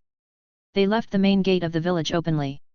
When the two walked to the bottom of the mountain, they put their weapons and the remaining props back on the chocobo, rode on the chocobo and left. As they left, Roland remotely activated the spell scroll he had arranged in the secret passage. With several roars, the snow-capped mountains behind the two men shook slightly, and the mountain village on it was destroyed. After killing the high priest, the two did not continue to clean up the remaining altars, but found a nearby town to rest for a night. At dawn the next day, the two took the high priest's head and ran to the location of their former tribe. After a day and a night of travel, they killed several groups of horse bandits who tried to rob and successfully arrived at their destination. In front of a cemetery, Hela held the high priest's head in both hands and gently placed it in front of the tombstone. Roland stood silently by the side, quietly staring at the tombstone in front of him. After Hela decided to accept his training, Roland trained her while returning here to collect the bodies of the two tribes where Hela and Roland were. According to the tradition of the North, Roland prepared more than 700 urns and cremated all the bodies of the two tribes and buried them here, including his parents in this life. Recalling the mutilated bodies of his parents, Roland walked to Hela's side and lifted the head of the high priest with his left hand. On his right hand, a ball of green flames burned. Roland put the head of the high priest on the flames, and the fragile and rotten flesh was naturally burned quickly, leaving only a black soul entity. Under the burning of the green flames, the black soul entity was slowly eroded. It transformed into the appearance of the high priest, wailing and cursing constantly. Listening to the high priest's curses, Roland, who was already in a bad mood, directly increased his torture on him. When the soul fire burned, the continuous mental shock was also constantly impacting it. Under the severe and unbearable pain, the high priest could only wail. Because Roland did not want him to die too easily, the soul fire burned him very slowly, so his wail lasted for a day and a night. It was not until the sun rose the next day that the last trace of the high priest's soul was burned out and completely turned into ashes. After killing the high priest, Roland looked at Hela who was kneeling in front of the tombstone and said softly, "Let's go." Hela nodded and stood up silently. After the two took a last look at the tombstone, Roland waved his hand, and countless wind and snow were rolled up, completely burying the tomb in the snow. Chapter 11. After taking the head and soul of the high priest to sacrifice to the dead tribesmen, Roland and Hela found a hotel nearby to rest for half a day, and then quickly returned to the work of hunting down the cultists. Although the high priest had already died, killing the high priest did not mean the end, as the cult organization still had 10 altar strongholds waiting for the two to destroy. Fortunately, in order to avoid being targeted by the Northern Kingdom officials, the high priest basically developed each altar independently, and even the priests under his command only knew the locations of 2 or 3 altars at most. In addition, as long as they used the altar for sacrifice, the high priest could intercept some of the blessings, so the high priest had a completely laissez-faire attitude towards the cult organization. Therefore, even if Roland and Hela destroyed more than half of the altars and killed the high priest, the remaining altar strongholds remained the same. Those who should make trouble, and those who should be arrested, until Roland and Hela killed them. Standing on the last altar of a cult organization, Roland calmly watched the cultists rushing here from all directions. A dozen first-ring priests were leading fanatical cultists to try to surround and kill Roland, who suddenly appeared on the altar. However, Roland, who had just used a third-ring spell scroll, was not afraid of them. The third-ring elemental shield resisted all the attacks of the priests, and dozens of first-ring spell attacks could not shake the third-ring elemental shield at all. As for the large number of cultists, due to the height of the altar, there were less than 20 cultists who could rush up to attack the shield. Even if the cultists who were shooting with hunting bows and crossbows in the back were added, the damage they caused was not worth mentioning. After seeing that almost everyone had arrived, Roland expressionlessly started the sacrifice ceremony engraved on the altar. With the familiar pressure coming, the last large-scale gathering of cultists was packed up and sent away by Roland. Roland slowly landed on the ground, and a wide area life detection was thrown out by him. Without waiting for the spell feedback, Roland, who thought that the cultists were either dead or had all run away, prepared to leave. Just as Roland walked to the gate of the altar square, the life detection feedback came back. Checking the spell feedback, Roland raised his eyebrows slightly. There were actually a few people. Roland looked inside the mountain village and walked over following the spell feedback. Following the passage, Roland soon arrived at the place where the spell feedback was. A hidden underground prison. Roland quietly walked to an intersection, and his mental power covered the past silently. Several well-equipped cult warriors and a scarred, elf? This should be the moon elf who was kidnapped and sacrificed in the previous life. Roland had never encountered elf captives when he annihilated other altars before. He originally thought that he killed too quickly and this unlucky moon elf had not been caught. Unexpectedly, he found him at this last altar. As for the moon elf, it is better to save him. Roland thought silently. Compared with other elves, moon elves are relatively easy to get along with. They are not as arrogant and unreasonable as sun elves, nor are they particularly exclusive like forest elves. If you can make friends with them, you should make friends with them. After making the decision, Roland silently cast a spell. After completing the pre-casting swing, he took a step forward and walked out of the intersection. Before the lazy soldiers could react, several ice spikes flew out from Roland's side, inserted into their vitals, crushed their hearts, and killed them directly and neatly. After confirming that they all lost signs of life, Roland cut off the iron lock of the prison with a sword and walked in front of the moon elf. The state of the moon elf in front of him was not very good. As a special sacrifice, the moon elf was simply and roughly transformed by the cultists. Her limbs were cut, and various filthy evil materials were stuffed into her. All the organs in her body also mutated. In addition, the dark elements injected by the cultists and exuding evil breath were also surging in her body, constantly eroding her flesh. The only good news is that she did not give up, and the remaining power tightly protected her heart and brain. Of course, this is not because of how strong her remaining power is, but the cultists deliberately let her go. In this way, she has a chance to survive. Although it is impossible to solve her problem with Roland's current strength, she does not need Roland to save her. Roland only needs to stabilize her life and hand her over to the moon elves. For the moon elves, this is not a big problem at all. Roland first rubbed a 2-ring healing spell, then put the staff aside and pulled out a dagger. While he used the dagger to dig out all the evil materials that the cultists stuffed in, he also used spells to maintain her life. After removing all the evil materials, Roland looked at her torso that was hollowed out. For the dark elements that were almost connected to the whole body of the moon elf, Roland could not easily act. After hesitating for a while, Roland chose to replace these dark elements that exuded evil breath with his own pure dark elements. After doing all this, the moon elf's life signs obviously improved a little bit without having to fight the erosion. After stabilizing the moon elf's condition and ensuring that she would not continue to deteriorate, Roland also looked around. After taking a quick look at the materials around him, Roland had an idea. He first chopped several tables outside into wood blocks, and also chopped down several wooden pillars on the prison. Then, Roland used these wood blocks to build a simple coffin. Finally, he scattered some weed seeds, and a simple plant resurrection controlled the weeds to grow and glued the wooden boards together. After making a coffin, Roland looked at the moon elf. It was naturally impossible to stuff it directly into the coffin. With her current frank state, if she was put in directly, it would probably be a lot of wood thorns piercing her body. After a brief thought, Roland found a solution. First level spell underwater breathing. This spell can form a thin film covering the whole body of a person, isolating liquids while ensuring normal breathing. Although the defense of this film is very poor, it is still easy to block some ordinary wood thorns. Moreover, this film should block her temporary skin to prevent her from dropping something out of her body again. After having an idea, Roland cast the spell decisively. As the effects of the spell emerged, a layer of light blue film slowly wrapped around the moon elf's body, and the wounds that occasionally dripped blood were also blocked. Chapter 12. After seeing that the spell was working well, Roland also reached out and put down the moon elf hanging on the shelf, and gently put it into the coffin. Speaking of which, this was the first time he encountered a living prisoner among cultists. In the previously destroyed altar, Roland did not find any living sacrifices. At most, he only saw some broken corpses of captives. After placing the moon elf in place, Roland cast a spell into the coffin, and ice slowly grew out of the coffin, sealing the gap between the moon elf and the coffin.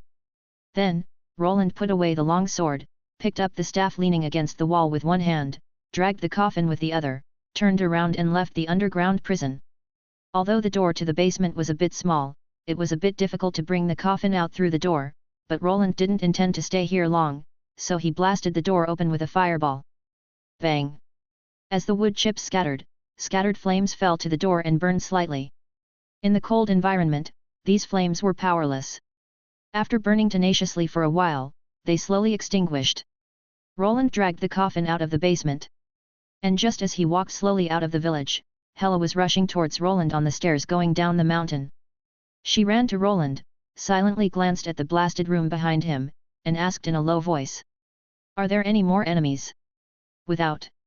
Roland shook his head, turned sideways to reveal the coffin he was dragging behind him, pointed at it and said. "I found a sacrifice that hasn't been sacrificed by the cultists." He paused and said in explanation. "The door is too small."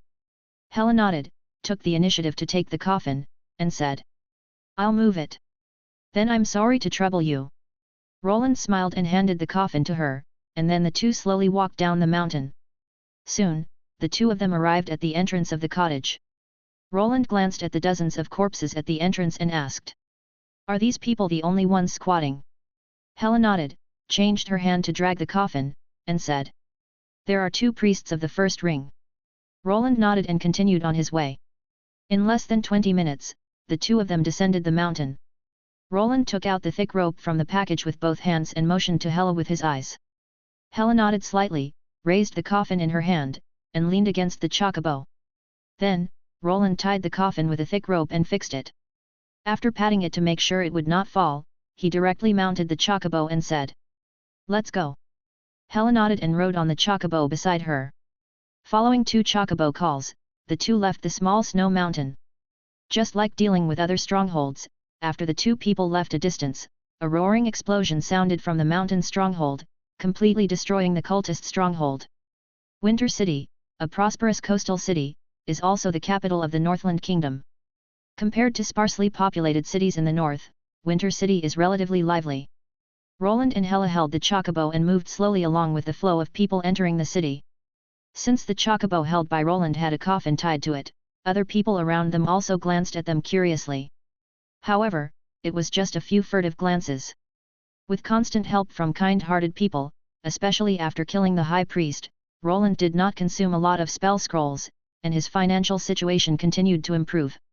And now that he had the extra money, Roland naturally would not treat himself badly and bought several sets of decent clothes imported from Siner for himself and Hela. Although it is not particularly expensive and rare, for the common people around the two of them, it is still a luxury that they cannot afford. Therefore, most of them did not dare to approach the two of them. After waiting in line for almost half an hour, it was finally Roland and Hela's turn. Because Roland and the two looked relatively respectable, and Roland rubbed a small ball of light with his hand, indicating his status as a transcendent. Therefore, they were not in trouble and were released after simply paying the city entry tax. Holding the chocobo in hand, Roland walked calmly along the busy street, while Hela beside him was not so calm. Looking at the largest and tallest city in front of her that she had ever seen, she was also a little curious and looked around with her peripheral vision. Listening to some noisy sounds around, Hela took a few steps closer to Roland and asked in a low voice. "What are we doing here?" "Change to a legal identity that allows you to move around." Roland answered casually. "This is the capital of the kingdom. Follow closely and don't get lost." Hela nodded, pulled the chocobo beside her, and followed closely behind Roland. Passing the occasional signposts on the road, the two of them walked deeper and deeper, and the flow of people around them also visibly decreased. Hela looked at the tall and serious buildings around her, habitually thinking about how to block the door to prevent the enemies in the building from escaping. "Arrive." Before Hela could think of anything, Roland suddenly stopped and said lightly. After hearing Roland's voice, Hela immediately stopped her steps and did not bump into Roland. She turned sideways and looked curiously at the building in front of Roland. "The building in front of me can be said to be completely out of place with its surroundings. This is a building with light blue as the main body. Some vines and vegetation are spreading and growing on the building. Various fine carvings and beautiful carvings are distributed throughout the building." Although Hela couldn't quite understand it, she could still perceive the beauty of the building in front of her. On the side, Roland untied the thick rope and took off the coffin from the chocobo.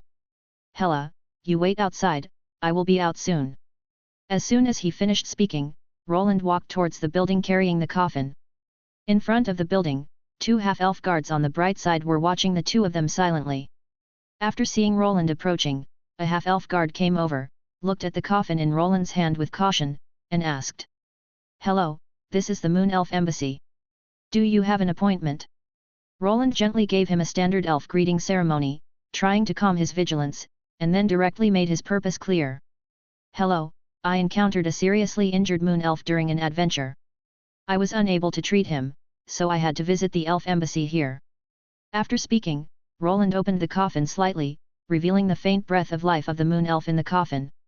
The guard who had just slackened his vigilance because of Roland's politeness immediately changed his expression after hearing Roland's words and feeling the breath of the moon elf.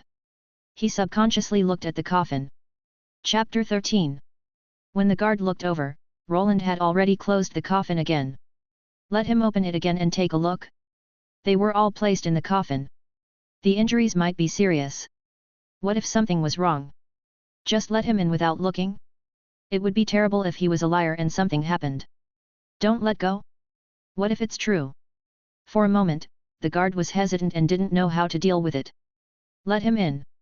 Just as the guard hesitated, a crisp and beautiful voice came from the building. After hearing this voice, the guard was relieved and stepped aside decisively. "Please come in." "Thanks." Roland nodded and walked into the embassy carrying the coffin. Hela, who was behind her, blinked and watched helplessly as he disappeared from her sight. Then she withdrew her gaze. Under the gaze of the 2 half-elf guards, she pulled the 2 chocobos to the corner. She silently drew out her long sword, took out the deerskin and alchemy potion from the chocobo package, and quietly performed simple maintenance on her weapon. And inside the embassy, Roland carried the coffin and followed the attendants deep into the embassy. After the attendant passed through a transparent barrier, Roland arrived at his destination. In the room, the Moon Elf ambassador to the Northland Kingdom was sitting at the desk waiting for Roland. Although she is an old antique who has been stationed in Winter City for many years, the elf's long lifespan and powerful strength still keep her young and beautiful. Although he was prepared, the beauty of the elf in front of him still made Roland temporarily lose his mind. However, at the moment when Roland lost his mind, the micro-mental shock that was arranged in his body exploded in advance, allowing him to quickly regain his composure. After Roland entered the room, she waved her hand to signal the attendant to leave. The attendant was naturally obedient, and after receiving the instructions, he silently exited the room. Afterwards, she looked at Roland with great interest, and the weak magic wave just now could not escape her perception. "Are young people today so alert?" Roland ignored her gaze and opened the coffin on the ground, revealing the moon elf with only a faint breath of life left inside. After Roland opened the coffin, the elf ambassador instantly appeared beside the coffin. He stretched out his right hand, passed directly through the ice and barrier, and touched the moon elf's body. Thick life force was continuously injected into the moon elf from her arms. With the injection of a large amount of life force, the dark elements entrenched on her torso were quickly driven away, and the removed organs quickly grew back. As her internal organs grew back, her signs of life gradually stabilized. After his life was stabilized, the elf ambassador also retracted his hand and frowned slightly while looking at the coffin. She was found in the cultist stronghold. It seemed that she had been transformed as a sacrifice.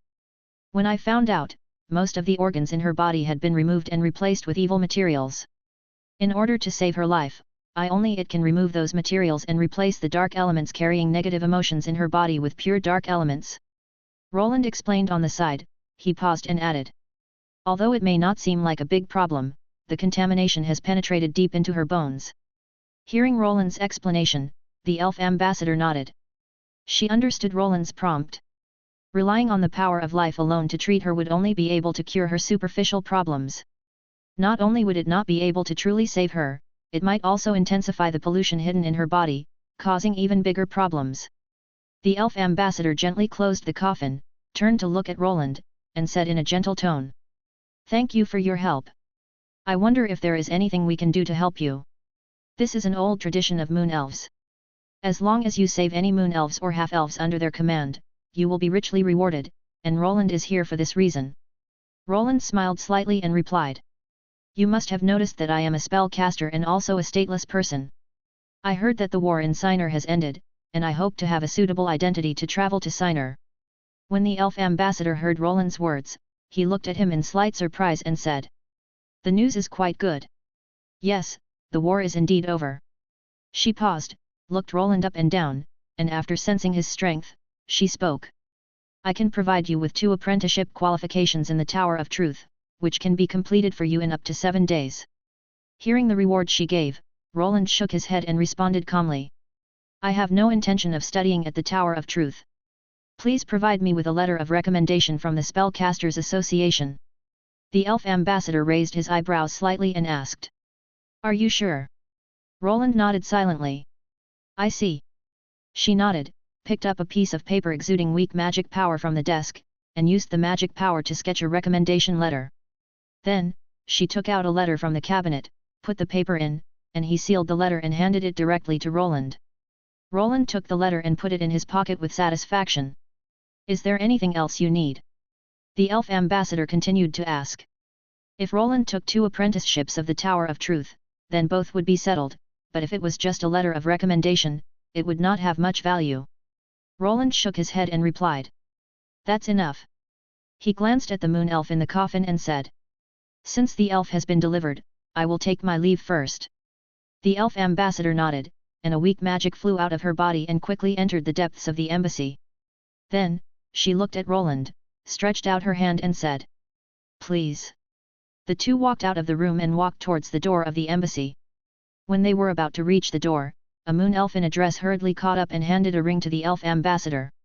The elf ambassador took the ring, handed it to Roland, and said gently, "Thank you for saving one of our compatriots. This is the reward you deserve. Please don't refuse." Roland did not refuse and took the ring directly.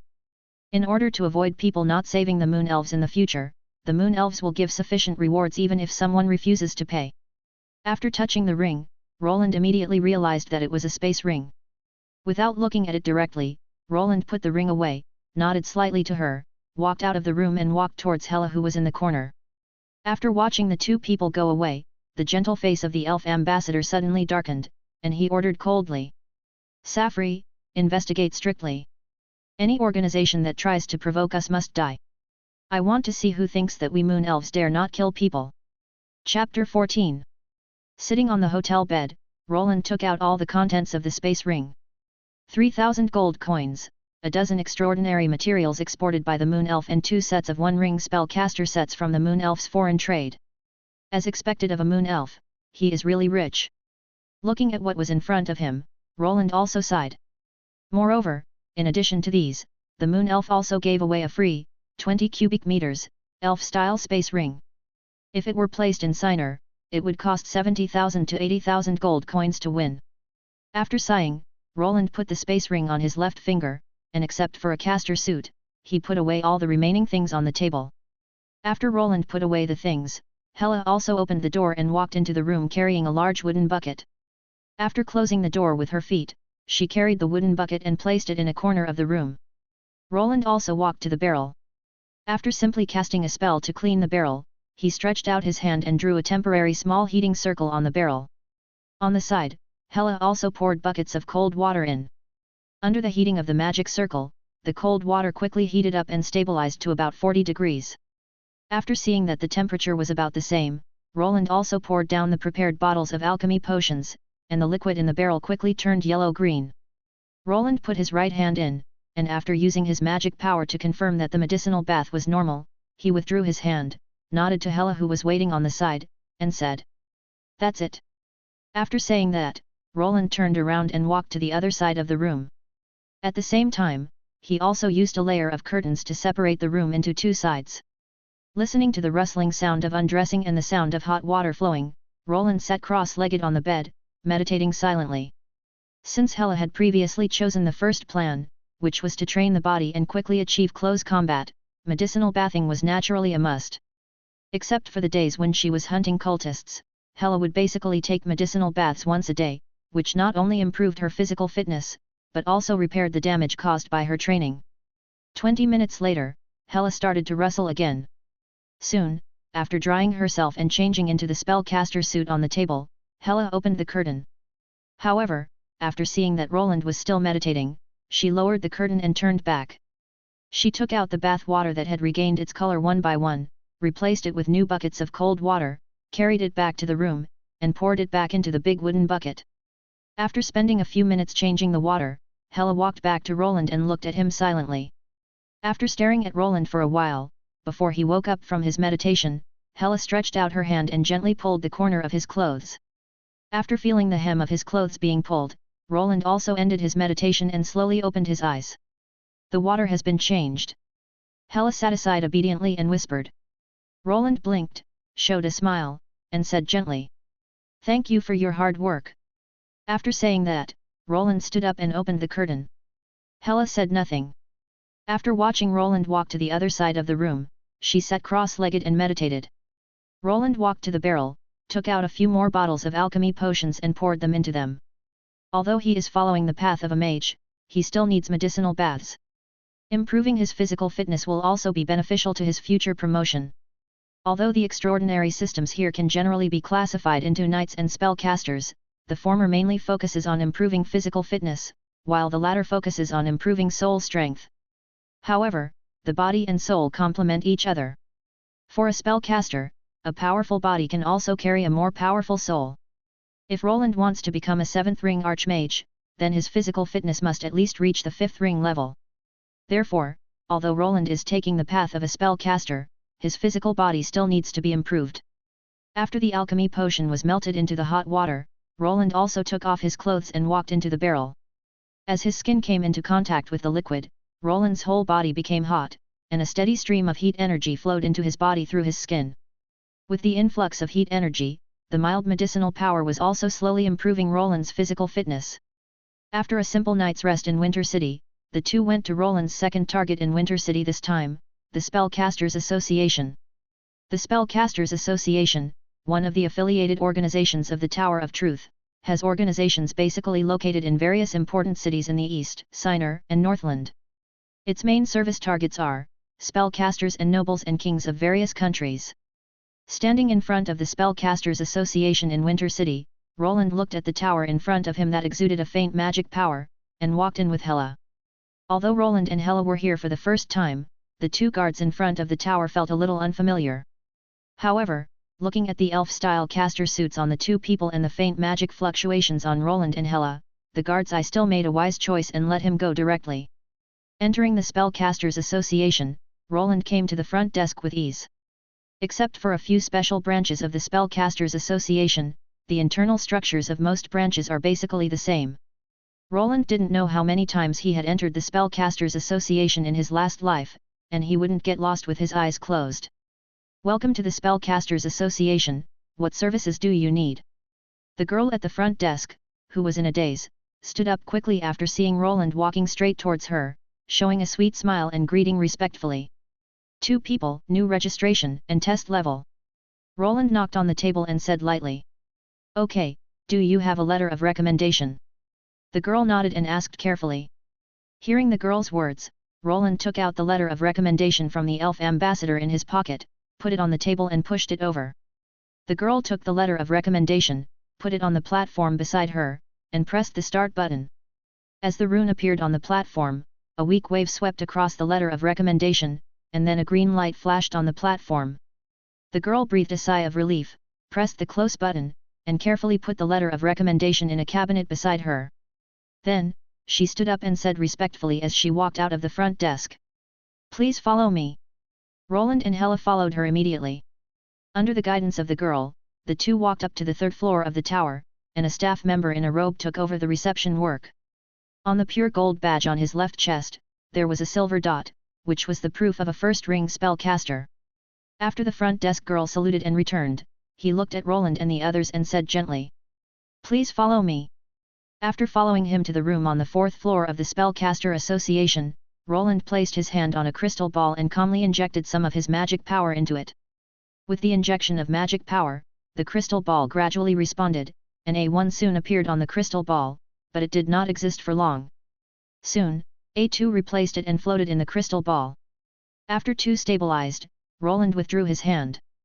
Beside Roland, Hela also took her hand back from another crystal ball, and A1 appeared on it. After seeing Roland and Hela's test finished, the 1st ring mage beside him did not waste time. He opened the cabinet in the room with the key in his hand and took out 2 first-ring mage badges and 1 second-ring mage badge from it. Roland and Hela each took these badges and put them away. Then, Roland and Hela followed him to complete the final registration. Finally, after a brief conversation and spending money to buy some information, Roland and Hela walked out of the Spellcaster Association and returned to the hotel. After completing the original goal, they did not stay in Winter City any longer. They quickly packed their luggage and left directly with their 2 chocobos. Chapter 15. Although the cultists' bases have been completely destroyed, it does not mean that all the cultists in the north have been killed. Not all cultists will stay in the bases. There will always be some who escape for various reasons. Roland said that he would kill the cultists' families, so it is natural that he would not let go of these escaped fish.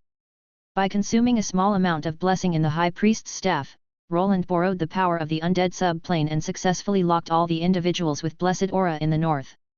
In the next month or so, Roland and Hela traveled all over the northern territories of the Kingdom of the North, arrested the cultists hiding in cities, villages, or deep mountains and forests one by one, and executed them all. At the same time, Roland also began to teach Hela some alchemy knowledge and spell knowledge, allowing her to experiment and learn directly on the cultists. Standing in the center of a village, Roland stepped on the corpse of a cultist and looked at the burning village in front of him. After finally killing all the cultists and their relatives and families, Roland began to reflect on himself. Was he too extreme? Just as Roland was reflecting, Hela also came over from the burning village with a long sword covered with blood. She looked at Roland and said, "I'm done." After seeing Hela come back, Roland quickly put his reflection behind him. Reflection? What is there to reflect on? Since I have embarked on the path of cult and sacrifice, there will be no innocent people. All of them will die. Roland nodded and walked away. The corpses piled up into a small hill and responded. "Let's go." Hela nodded and followed Roland out of this last small village. After walking out of the village, Roland turned around and looked at the village again. He stretched out his right hand, and the High Priest's staff appeared in his hand. He constructed a 2-ring spell model. After completing the construction, he gently touched the ground with the staff. A wave of waves surged towards the village in front of him, starting with him. Then, the ground shook. The burning buildings in the village collapsed one after another, and the hidden basements also collapsed one by one. In Roland's vision, the life breath of the last dozen or so people in the village quickly disappeared. After confirming that they were all dead, Roland put the staff back into the space ring, turned around and rode away on the chocobo. After returning to the hotel room booked in a nearby city, Roland, who had taken revenge, was a little confused. He stood in front of the window, looking at the people walking on the street, silently thinking about what he should do next. The Northland will not be stable in the next few years after the end of the Rose War. When the old orc on the throne of the Arctic Kingdom dies of old age, a bloody war of succession to the throne will sweep the entire Northland. If he, a second-ring spellcaster, is involved, he will only be a high-level cannon fodder. The Green Tide in Donner is still in its heyday. The Green Orcs and various races are probably fighting fiercely. Although the war brings many opportunities, as a knight's land, it is not suitable for the development of spellcasters like Roland. As for Sinner, where the Tower of Truth is located, the Donner countries that just ended the Rose War are basically licking their wounds. It will take at least 10 or 20 years for the spellcasters to leave the Tower of Truth, and the countries to start reforms to improve their national strength and start wars again. After recalling the memories of his previous life, Roland made a choice. Let's go to Sinner first. After having an idea, Roland turned his head and looked at another person in the room. On the table in the room, Hela was concentrating on drawing a spell model with an animal hair brush. What should I do about Hela? Roland thought silently. Although he was just kind-hearted and rescued her at the beginning, and because they had the same enemy, the cultists, the two of them united. But now, the cult organization has been killed by the two of them, and there is no need for Hela to continue to follow him. Roland walked to the table and sat down opposite Hela. He waited silently until Hela finished drawing the spell model in her hand, then he asked. Hela. Hearing his call, Hela raised her head and looked at him in confusion. What are your plans next? Roland met Hela's puzzled eyes and asked calmly. The cultists have been killed. Have you thought about the future? Hela paused, put down the animal hairbrush in her hand, and her face was a little confused. Then, she shook her head and said. I don't know. Well, there is still time, you think about it carefully. Roland was not in a hurry. Anyway, he had no purpose, so he was not in a hurry to leave. Hearing Roland's words, Hela nodded, lowered her head and continued to draw the spell model absent-mindedly. Roland took out some blank paper, animal hairbrush and ink from the space ring, and sorted and recorded some basic extraordinary knowledge on it according to his memory. Since they were no longer hunting down the cultists, their lives gradually became peaceful and stable. Taking advantage of the rare peaceful time, the two of them continued to improve themselves. Roland sorted out his memories of his previous life, used spells to trace back and strengthen his memories, and also persisted in meditation and exercise to consolidate his unstable foundation that he had pulled up with the blessing, preparing for his promotion to the third ring. Hela began to study intensively. In the morning, she learned various theoretical knowledge from Roland. In the afternoon, she had to complete the practical tasks assigned by Roland. In the evening, she was dragged by Roland to conduct close combat training. After the medicinal bath at night, she had to meditate until the lights were turned off and went to bed. After spending a month in this way, Roland consolidated his foundation and eliminated the influence of the blessing. His eyes, which had turned grey and black due to the blessing, turned back to red. He also tested most of the numerous first and second ring spells in his memory and learned the actual effects of these spells. Hela also successfully transformed from a melee reckless man into a real spellcaster, and successfully learned more than 20 first ring spells selected by Roland for her. Although she had only learned it and had not mastered it thoroughly, she was a little stiff when casting spells and had weak micro-control, but she could already be called a qualified mage turret. One evening, Roland and Hela were training in an open space. Roland held a wooden sword and easily intercepted all of Hela's attacks, while constantly correcting her. However, compared to the past, Hela's current condition is a little bit wrong. Her mind is obviously distracted, causing her to be unable to keep up with the intensity of training. Roland frowned slightly, and after blocking Hela's attack, he took a step forward, raised his wooden sword, and directly knocked the wooden sword in Hela's right hand away. Bang! The wooden sword turned around and fell to the ground. And Hela also clenched her right hand, glanced at the wooden sword that fell on the ground, and her face was a little embarrassed. Roland put away the wooden sword in his hand and asked, "You are not in a good condition today, what's wrong?" Chapter 16. Standing there, Hela pursed her lips, and after hesitating for a while, she finally spoke. "Are you leaving?" Roland walked to the wooden sword that he had picked up, lowered his body and picked it up. After hearing Hela's words, he looked at her in confusion. However, he quickly reacted, realized what she meant, and said, "That's about right. Once winter is over, I should leave the Northland when spring arrives." "Where are you going?" Hela lowered her head and asked softly. "If nothing unexpected happens, I plan to go to Sinal." Roland put away the two training wooden swords in his hands, put them on the training stand nearby, and responded in a casual tone. After speaking, he turned his head, looked at Hela, and asked, "Speaking of which, have you thought about the future? If you want to stay in the north safely, I can leave you a start-up capital. You can also learn to read the book I gave you before. The knowledge in it's enough to keep you going. If you want to continue studying, I can take you to the Tower of Truth. With your talent, finding a school to join is not a problem."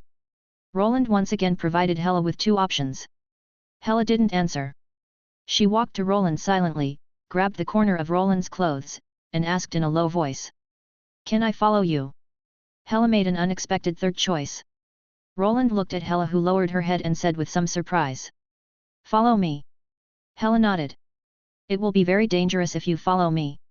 Roland paused and continued, "I plan to become an adventurer. My future life may involve traveling around and exploring ruins. The living conditions may be harsh and the risk is also high." "Are you sure?" Hela nodded and said firmly, "I'm not afraid." Looking at Hela's firm gaze, Roland blinked and replied, "Okay, I understand, follow if you want." Hela's talent is quite good, and if cultivated properly, Roland might even be able to gain a qualified assistant. After receiving Roland's answer, Hela also showed her first smile since she followed Roland. Roland shrugged and said casually as he walked towards the room, "Since you plan to leave the Northland with me, let's rest today and pack all the things we need to bring. Tomorrow we will go to Winter City first to prepare the supplies for departure." "Yes." Hela responded and followed Roland into the room. Nothing happened all night. At dawn the next day, Roland and Hela rode their respective chocobos and left the small town where they had lived for more than a month. After several days of running around, Roland and Hela successfully arrived at Winter City. Compared to the last time they had to queue up to enter the city, since they had already registered with the Spellcasters Association and obtained badges, the two of them went directly through the special passage for extraordinary people and entered the city directly without waiting or paying. As soon as he entered the city, Roland noticed something was wrong. He pulled the chocobo and silently observed the situation on the street. Within a short distance of less than 50 meters, Roland saw a dozen orc soldiers strolling and shopping on the streets. The several pubs he encountered were also very lively, and from time to time there were a few drunkards paralyzed outside the pubs. The flow of people in Winter City was obviously much higher than the last time they came. Have the troops stationed in the south of the Northland Kingdom withdrawn? Roland looked in the direction of the Winter City Palace, where dozens of powerful auras were dormant. Although they are concealed and cannot be noticed by ordinary people, to the same extraordinary beings, they are still very conspicuous like bright lights in the dark night. Chaos in the Northland Kingdom is probably about to come, so it seems like we need to run away as soon as possible. Roland thought silently. In his last life, he didn't know much about the Northland. After buying the staff in the Northland, he ran away. He had only heard about the subsequent turmoil in the Northland. He only knew that because the Orc King of the North Kingdom died of old age, a succession war broke out among the heirs to compete for the throne, and the last half-orc ascended the throne. As for when the succession war broke out, he was not very clear. Although the king should be able to survive for a while looking like this, he still needs to leave early. Looking at the aura in the palace that was a bit strong on the outside but weak on the inside, Roland made his decision. As for Hela on the side, because she was originally just a tribal wanderer who didn't understand anything, Roland's teachings were mainly to improve her combat power. Therefore, she lacked basic extraordinary knowledge and couldn't understand what Roland was doing. Well, I can only guard Roland quietly. Roland withdrew his gaze and said calmly. Let's go, Hela, finish shopping early and leave early. Hela nodded, pulled Chocobo and followed Roland to the busy commercial street in Winter City. When Roland and Hela walked out of a store buying various supplies for their journey, he instantly noticed several sights hidden in the dark. Roland looked down at the map in his hand as if nothing had happened, then raised his head and glanced around casually, and immediately locked onto the Transcendent who was monitoring him. Two groups of spies from different forces. It seems that the fight for the throne started earlier than he thought. Are even two foreign spellcasters so alert? Roland put away the map and pulled Hela to the next store as if nothing had happened. After Roland reached out and pulled Hela, Hela immediately understood. After putting the things in her hand on the package of the Chocobo, she put her free hand into her pocket and held the spell scroll inside. Then, the two of them walked slowly to another store, and the two groups of monitoring forces did not make any attempts, but just followed them silently. After going through several stores, Roland realized that they did not seem to have the intention of attacking Roland, but he did not relax. On the contrary, he sped up the shopping speed. Thanks to the funds given by the Moon Elf ambassador before, by adding money, the two of them successfully gathered all the supplies needed for the long journey. Then, Roland and Hela registered as adventurers in the Adventurers Association of Winter City and formed an adventure group with only the two of them. With the spellcaster badge as evidence, they easily completed all the registrations and obtained the status of bronze adventurers. Afterwards, Roland and Hela bought a high-end and comfortable large carriage and a lot of books from the Spellcaster Association. They moved all the purchased supplies and luggage into the carriage, and paid to deposit the chocobos that had accompanied them for several months in the association. Although Hela was a little reluctant, the polar chocobos were only adapted to the environment of the north. If they were taken away from the north, they would not live long. Moreover, as highly domesticated creatures, releasing them would be no different from murder for them. Finally, under the watchful eyes of the two groups of spies, the two got on the carriage and left Winter City directly without paying attention to the gradually darkening sky. Chapter 17. The Kingdom of the North is a united kingdom of humans and orcs led by the Grey Orcs. After years of integration and development, the population ratio of humans and orcs has dropped rapidly, and the hybrid half-orcs have gradually occupied the mainstream of the kingdom's population. While integrating and developing, the Kingdom of the North has also absorbed the traditions of humans and orcs in many aspects such as administration and military. While retaining the tradition of powerful rule by the Grey Orcs, the Kingdom of the North has absorbed the human feudal system into its own ruling system, and divided the vast villages into fragmented feudal autonomy, retaining only the control over towns and military strongholds, while also ensuring the absolute advantage of the central government. Although this mixed ruling system has enabled the Kingdom of the North to appease the local forces of humans and ensure the stability of its rule, the extensive and fragmented autonomy has also led to extremely poor public security in the Kingdom of the North. Except for the areas directly controlled by the Kingdom of the North, the vast autonomous areas of villages are basically seriously plagued by banditry, and killing and looting are common phenomena. Even if a few autonomous tribes disappear, no one will care. The previous cult organizations also developed in this environment. On the ice field covered with ice and snow, more than 20 ice field orc bandits were observing their new prey. A lonely carriage walking on the ice field, without a driver. Looking at the badge of the Spellcaster Association on the carriage, the leading orc licked his lips greedily. Around him, other orcs were rubbing their hands, ready to attack and plunder at any time. However, among a group of orcs rubbing their hands, an orc who was obviously shorter than the people around him was a little uneasy. He touched the scimitar in his hand, his heart was beating constantly, and he said a little uneasy. That seems to be the badge of the extraordinary. Do we really want to rob the carriage of the extraordinary? Don't be afraid, those wizards rarely go out of the city, and this is just a carriage. At most, there will be 1 or 2 wizard apprentices. Real wizards will not be so low-key when they go out. The orc next to him waved the scimitar in his hand and smiled to comfort him. Those apprentices are probably scared to death when they see us. Be careful and rush up and kill them one by one. The short orc swallowed his saliva, nodded, and subconsciously tightened his scimitar. Just when he was about to ask something else, the leading orc blew the whistle of looting and rushed up on horseback. After the whistle sounded, the remaining orcs immediately followed him. Follow! After shouting to the short orc, the orcs beside him also followed the crowd and killed them, and he gritted his teeth and drove the horse to follow. This lonely carriage was naturally driven by Roland and Hela. After the orc bandits rushed over, Roland, who was teaching Hela in the carriage, stopped. He looked up in the direction of the bandits and said softly, "Free targets are delivered to your door. 23 half-orc horse bandits, all ordinary people, go and try." Hela, who was sitting at the table, nodded, closed the textbook on the table, picked up the staff beside her and walked out of the carriage. Hela stood outside the carriage, calmly looking at the dust coming from afar. After the first horse bandit was about to reach her limit of attack range, she began her first pure magic combat. First level spell weakness. Hela stretched out her staff and cast a spell on the horse bandit who was aiming with a longbow. Under the effect of the spell, several horse bandits suddenly felt as if their bodies were pressed up by something. Their hands softened, and the aimed shots were directly shot off the target. One of the arrows even shot directly at other horse bandits. And these were not the most fatal. The horse bandits were hit, and the horses under their crotch were naturally not much better. Several weakened horses had their legs softened and rolled to the ground, and the horse bandits on them were thrown out one by one. In an instant, the bandits were in chaos, and the bandit leader shouted loudly, trying to restore order. While the bandits were trying to reorganize, Hela was not idle either, and continued to cast spells and attack. First level spell Corrosive Arrows x5. 5 black arrows were quickly generated around Hela and shot at the chaotic bandits.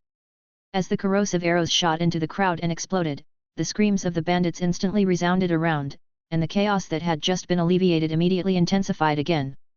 First level spell Paralysis Pulse. A group of grey ripples swung out from Hela's staff and covered the bandits in front. Under the effect of the spell, the bandits' bodies were gradually paralyzed, and the wailing sound also weakened a bit. However, this was only a first-level spell after all, and the coverage area was not large, so there were still a few bandits outside the range of the spell. These bandits knew that they had hit a wall by now, and they didn't care about their paralyzed companions, and turned around and wanted to run away. First-level spell Word of Fear. First-level spell Flesh Rot. Facing the bandits who were trying to escape, Hela used the combo Roland taught her. First, she used Word of Fear to fill their hearts with fear, and then, she took the opportunity to use Flesh Rot to quietly corrode and take their lives. However, since Hela could not manipulate the spell flexibly, the precise corrosion of their vital parts that should have been directly turned into corrosion covering their entire bodies. Several bandits who wanted to escape had just run a few meters when their skin, including the horses under their crotch, turned into countless rotten meat. They lost signs of life and fell down, piling up into piles of rotten meat. Looking at the piles of rotten meat, Hela was also a little embarrassed. She originally intended to rot the brains of the bandits. However, although the process was a little different, the result was good, and they all died. Hela looked at the remaining bandits and cast a spell again in their horrified eyes. These fixed targets became the best experimental subjects for Hela to test spells. The remaining fixed targets were quickly consumed by Hela, leaving only a large pile of rotten meat and several small piles of rotten meat. Of course, due to Hela's increased practical experience, the large pile of rotten meat was also mixed with some incomplete corpses left by Hela's precise erosion. After all the targets were consumed, Hela cast a spell again, throwing out several fireballs to ignite the piles of rotten meat. While the pile of rotten meat was burning, Hela also thought and summarized her practical experience. Only after the pile of rotten meat and the bones and corpses inside were completely burned did Hela turn around and return to the carriage. After Hela returned to the carriage, the two horses pulling the carriage were no longer surprised and slowly started moving again. Chapter 18. Although the public security in the north is indeed very bad, especially in the south of the north, because commerce and trade are more prosperous than in the north, there are more bandits plundering. However, these bandits are basically ordinary people. For Roland and Hela, they are not dangerous at all. Roland does not even need to take action. They are all left to Hela by Roland. Basically, whoever comes will die. And with a steady stream of practice targets coming to her door, Hela's spell-casting experience is also improving rapidly. However, it is a pity that because the killing was so brutal, the legend of Hela spread among the bandit circles in the south of the north, so that in the second half of the journey, the two of them never encountered a target again. Therefore, the two of them successfully arrived at the White Fortress, the border fortress of the Northland Kingdom. As long as you pass through this fortress, you have truly stepped out of the Northland. At the gate of the fortress, Roland's carriage bypassed the queue of people and headed towards the exclusive passage for extraordinary people. After the carriage slowly stopped at the city gate, several soldiers walked to the carriage window and asked respectfully, "Your Excellency, please provide proof." Hela opened the curtains and took out her caster badge. The soldier in front took a quick glance, and after confirming the magic aura above, he quickly shouted to the soldiers on the other side of the city gate, "Let go." After shouting, he looked at the car again and said respectfully, "Welcome and wish you a pleasant memory." Hela responded, took back the badge, and closed the curtains again. Then, the carriage slowly walked into the fortress. Although the White Fortress was initially built to the standards of a military fortress, it did play a significant role in resisting the attack of the Human Kingdom when the Northland Kingdom was first established. However, as the Northland Kingdom's rule in the Northland gradually stabilized and diplomacy and trade normalized, this military fortress gradually took over some commercial functions due to its geographical location. Until now, the White Fortress has been expanded several times, and most merchants traveling between Northland and Nar will stop here. Therefore, it has also developed into one of the important land commercial routes in the Northland Kingdom. Since the sky was getting dark, Roland and Hela quickly found a hotel to stay. In the hotel room, Roland lay directly on the soft bed. Although the carriage is a high-end product bought from the Spellcasters Association, it is still an ordinary carriage after all. No matter how much it is adjusted, it will not feel much better. In addition, the quality of the rooms provided by hotels in Northland is not very good. They are basically wooden beds and animal skin quilts, which are too uncomfortable to sleep on. The conditions of this hotel are quite good. Since it is the transportation center between Northland and Nar, there is sufficient supply of goods. At least there are cotton pads and quilts. While Roland was lying on the quilt, Hela was sitting at the table in the room, quietly reading a book. This is not a textbook written by Roland, but some ordinary books that Roland bought from some human caravans coming from Nar, for Hela to read and pass the time. Roland yawned lazily on the bed and gave instructions slowly. "I'm going to bed first, you should go to bed early too." Hela nodded obediently. Roland didn't think much about it. Being a little sleepy, he directly covered himself with the quilt, closed his eyes and fell asleep quickly. A night of silence.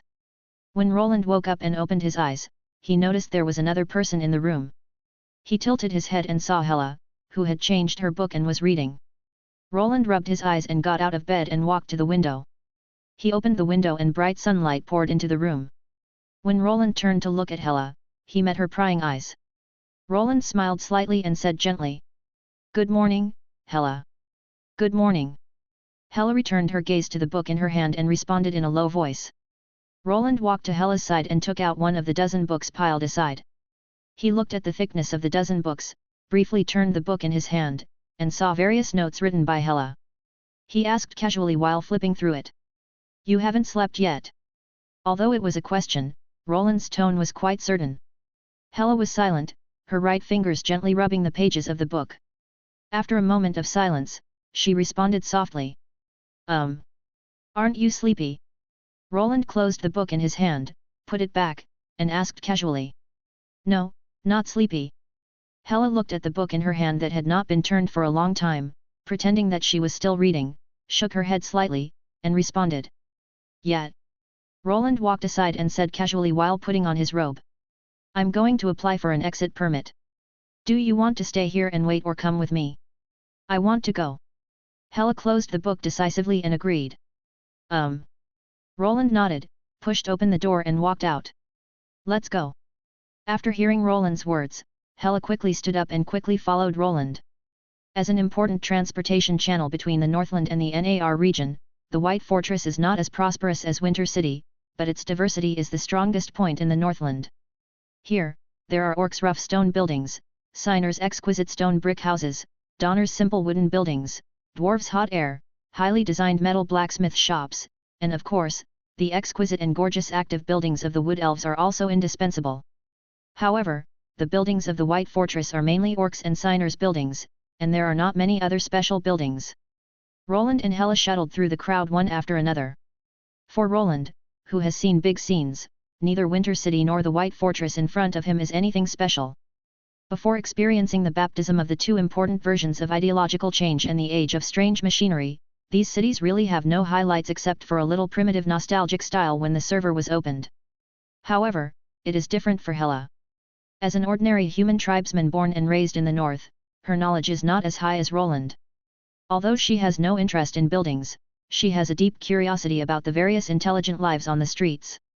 This is based on her extremely high talent for dark elements and her knowledge of necromancy, which cannot avoid the analysis of the body and soul. Especially after accepting Roland's teachings and reading some books on her own, she is very curious about the Western and Eastern Roland people, dwarves, orcs, and elves. Chapter 19. As one of the important transportation centers, the White Fortress has a surprisingly large flow of people even in the morning. On their way to the administrative office to apply for departure, a dense flow of people continued to come and go between Roland and Hella. And Hella was a little depressed because she didn't rest all night last night. Coupled with her curiosity and observation of the intelligent life forms coming and going around, Hella naturally got lost without surprise. Hella stood among the crowd, looking at the crowd around her in confusion. Where is Roland? She bit her lower lip, feeling a little uneasy. However, after all, she is no longer the little tribal girl who didn't understand anything. After hunting down the cultists and being taught by Roland, although she was a little uneasy, she still showed her rationality. Hella looked around, trying to find something useful. Soon, she found it. A road sign. Hella followed the flow of people to the road sign and looked up at the road sign.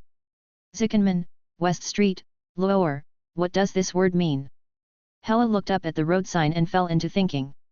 Since she was about to leave the Northland, what Roland taught her was naturally mainly based on the Nar language and writing. Naturally, she didn't learn much about the messy writing developed by the combination of humans and orcs like the Northland. Hella shook her head and had to skip the words she didn't know and confirm the ones she knew first.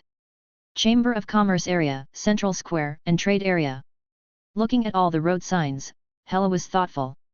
According to what Roland said when they were in the hotel, they were going to apply for departure applications, and the place where departure applications were processed was. What is it? Hella was stunned for a moment, a little confused. She really didn't know this. Since she had always followed Roland, she was already used to it and seldom went out of her way to understand the layout of the city. Moreover, at most she knew that when shopping, she had to go to a commercial street or trade area. She didn't quite understand what the rest of the place was used for. Hella frowned.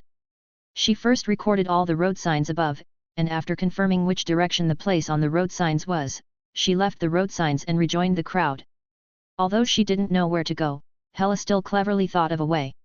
Since she had to apply to leave the country, she might be able to find a caravan that was leaving the north and secretly follow it. As long as they apply, Hela will be able to find the place to apply, and she will also be able to find Roland. Hela followed the flow of people and wandered nearby, relying on the keen hearing of a ring caster to silently distinguish and analyze the noisy sounds around her. Hey, this trip was a big loss. The war ended too suddenly. All the goods were lost in my hands, not them. Speaking of which, why don't we go see the silver dwarves? I heard about them. Not them. I heard that Winter City is not very stable recently. The moon elves seem to have sent elves there. Not them. Hela listened to the noisy sounds on the street and constantly selected targets. The quality of today's batch of furs is really good. The war just happened to be over. The signer side will probably be very happy to see this batch of high-quality furs. Found it. After hearing this, Hela decisively followed the caravan pretending to be nonchalant. This is a caravan composed mainly of humans. There are a large number of Northland specialties piled on the trucks, of which animal skins account for the vast majority. Since they were in the city, the caravan guards were not particularly vigilant. They were chatting while guarding the caravan. Even if one or two caravan guards saw Hela, they quickly turned their heads after seeing the spellcaster badge on Hela's chest, for fear of provoking Hela. Although Hela was following them, they just felt they were on their way. After all, no matter how good a first-level spellcaster is, he would not be able to follow a small caravan like them. After following the caravan openly for a while, after Hela saw that the number of caravans around her was increasing, but the number of ordinary people was decreasing, she felt something was not right in her heart. Why are they all caravans? Hela stood hesitantly in the corner, watching the caravans passing her one after another, and then turned to look at the area they were heading to. Above the three large gates in the Chamber of Commerce area. Looking at these three words, Hela felt that she might have come to the wrong place, right? She still knew the word Chamber of Commerce. According to Roland and the explanation in the book, the Chamber of Commerce was originally a trading organization formed by nobles and merchants in Sinur. It monopolized various commercial trades in Sinur through various privileges granted by the nobles. It usually focused on profit. Obtain huge monopoly profits, and be responsible for various logistics and transportation during wartime. Of course, as the Chamber of Commerce model is imitated by others and the War of Roses breaks out, the definition of the Chamber of Commerce is also constantly expanding and evolving. Therefore, the specific situation still needs to be analyzed in detail. However, no matter what kind of Chamber of Commerce it has nothing to do with ordinary individuals. Otherwise, she should go back to the hotel. When Roland finishes his work, he will always go back. Hela sighed and thought a little disappointed. I said, why did you come here? A familiar voice sounded behind Hela. Hearing this voice, Hela turned around in surprise and saw a helpless Roland standing behind her. After all, he is still just a minor child. Standing in the sun, Roland looked helplessly at the girl with tears in her eyes, and his tone became gentle subconsciously. Lost. Hela lowered her head, nodded slightly, and responded. Yet. Roland walked to Hela, held her hand, and said directly without saying much. Let's go. Yet. Hela nodded obediently and followed Roland out of here honestly. Seeing Roland holding her hand, her face was a little hesitant and nervous. Roland was naturally aware of her situation, but he just thought that Hela should be alone and scared. So, he walked while comforting her softly. I'm here, don't be afraid. Hela didn't answer, but ran from behind to Roland's side in small steps, then held his hand tightly and nodded silently. Seeing that Hela didn't seem so nervous, Roland was relieved a little and took her to the direction of the central square. Although Hela seemed calm, Roland cast a spell to see her true situation for safety. After finding that she seemed a little nervous, Roland was no longer in a hurry to go. He slowed down his pace and took her for a stroll to relax her. He also bought some snacks for her from the surrounding stalls. Roland didn't understand the little girl's thoughts very well. He could only use his own childhood experience to comfort her anxiety and nervousness. Chapter 20. Although he slowed down, he also took Hela for a stroll, bought some food and drinks to relax. However, more than an hour later, the two still arrived at the central square of the White Fortress. As soon as the two turned a corner and walked into the central square, a dense crowd appeared in their field of vision. Roland took a simple glance. They seemed to be celebrating something, maybe one of their festivals? If it was in the past, Roland would definitely not join in the fun, but... Roland glanced at Hela beside him and said with a smile. Do you want to join in the fun? Hela blinked and looked at the crowd in the central square. There were so many people. Looking at the dense crowd and the noisy environment, Hela didn't like it very much. Just when she was about to refuse, the crowd in the central square suddenly cheered, and the noise level suddenly increased by several levels. In the center of the central square, an elite half-orc army quickly entered the venue, standing on both sides of the passage, raising their hands and chests. Then, a well-equipped half-orc superhuman walked into the center of the square from the passage.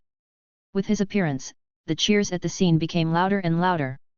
Roland didn't feel much about the enthusiastic atmosphere at the scene, but Hela couldn't adapt to it. She pulled Roland and opened her mouth. Because the noise in the square was too loud, and Roland didn't deliberately distinguish it, he didn't hear Hela's words clearly. So he turned his head and looked at Hela.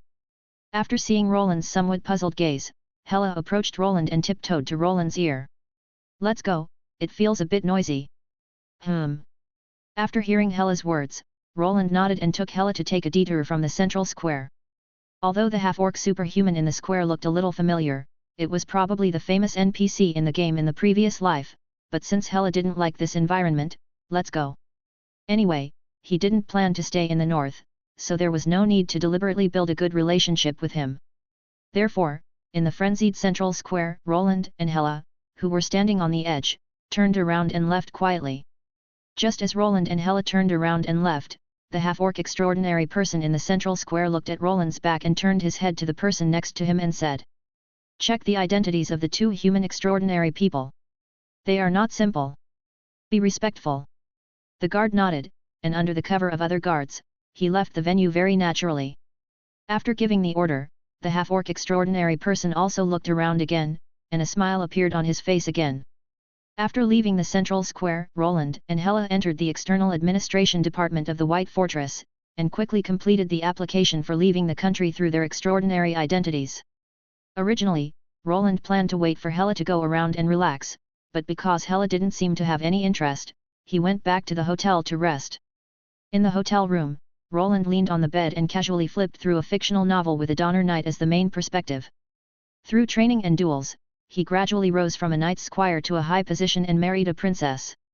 As a novel that can be circulated in the north, although Roland thought that the characters and plot of this novel were a bit old-fashioned, it was still quite interesting and more than enough as a storybook to kill time. While Roland was killing time with the storybook, Hela in the room was not so leisurely. Due to the experience of getting lost today, Hela decisively took out the various books that Roland bought for her and devoted herself to studying. Although this world has many unique technologies because of the existence of extraordinary powers, this world is still a backward feudal world on the surface, and the price of books is still not low. Especially the books purchased from the Spellcaster Association. Although Roland was here, he didn't need to buy expensive books that recorded various spell models, and he was not qualified to buy them now, but the price of books that introduced the history of various countries, political situations, or various knowledge needed for travel was not much lower. After all, such books were basically only available in the Spellcaster Association. Roland spent more than 1,500 gold coins on the books he bought for Hela, plus 50 gold coins for the carriage and more than 600 gold coins for extraordinary materials. As for the ordinary supplies purchased for the long journey, they added up to about 20 gold coins. Although Roland still had about 2,000 gold coins on hand after counting the money seized from the cult, this amount of gold coins was enough to guarantee daily life. If he wanted to support Roland's continued promotion, it would not be enough at all. This amount of money would be gone after a few experiments. While flipping through the books on hand, Roland began to think about future plans. Money must be made, but the question is how to make money. With his current strength, he could not take out the improved spell models, advanced spell scroll manufacturing technology, and strange equipment. Roland had no doubt that if he took out these things, the spellcasters in the Tower of Truth would tie him back at all costs. Therefore, he could only use these things for himself at most, and it was impossible to exchange them for money. As for the commission of the Adventurers Association, the benefits were too small. With the end of the Rose War, the most profitable war commissions are basically gone, and only some ordinary and simple commissions can be accepted. Although the commissions of the Spellcaster Association are not small, Roland did not join the school of the Tower of Truth and belonged to the discriminated wild magician, so there are very few commissions that he can accept. However, with the certification of the elf ambassador, it is not impossible for him to receive commissions. Just as Roland was thinking about how to make money, he suddenly closed the storybook in his hand. Roland put the book on the bed, got off the bed and came to the window. Looking at the flow of people outside, Roland cast his eyes into the distance and met the peeping vision. On the distant tower, the half-orc extraordinary who met Roland's eyes trembled slightly, quickly retreated into the tower, and said in panic. "He saw me." "What, he saw it?" Another half-orc on the side said with some surprise. "Is it true? Let me see." As he said this, he squeezed over and looked in Roland's direction through the magic device installed on the tower. Then, he saw Roland's cold eyes. After looking at Roland, his vision quickly blurred, and his head seemed to be hit by a heavy hammer, and he felt a little dizzy. He took a few steps back and sat down on the ground, feeling dizzy. Chapter 21. What are you looking at? Are there any enemies? Hela's voice rang from the side. Roland stopped the spell, turned his head, and said in a gentle tone. "Nothing, just a few flies." Hela held the book and looked at Roland with some confusion. Seeing that Roland had no intention of explaining, she didn't say anything. She nodded obediently and returned to the table to continue studying quietly. After Hela returned to study, Roland also looked over again. After confirming that the peeping orcs had left, Roland turned and returned to the bed, picked up the storybook and continued reading. Roland was not worried about provoking local forces. After getting the High Priest's staff, Roland was confident. Even if he provoked the entire North Kingdom, Roland would not be afraid. The High Priest's staff can store blessings obtained by the entire cult organization's sacrifices over the years. With these blessings, even if a legend comes, Roland is sure to run away with Hela. As for the mid to high level transcendent beings, not to mention, Roland was even sure of counterattack. If Roland is really annoyed, Roland can also use these blessings and the advanced spells he brought in his previous life to forcibly tear apart the world barrier, invade the undead in advance, and open the eyes of everyone. Moreover, according to the unspoken rules among extraordinary people, there is no problem if this kind of peeping is not discovered, but if it is discovered, it is reasonable even if they are killed. This was indeed the case. Nothing happened on Roland's side for the next whole day. A night of silence.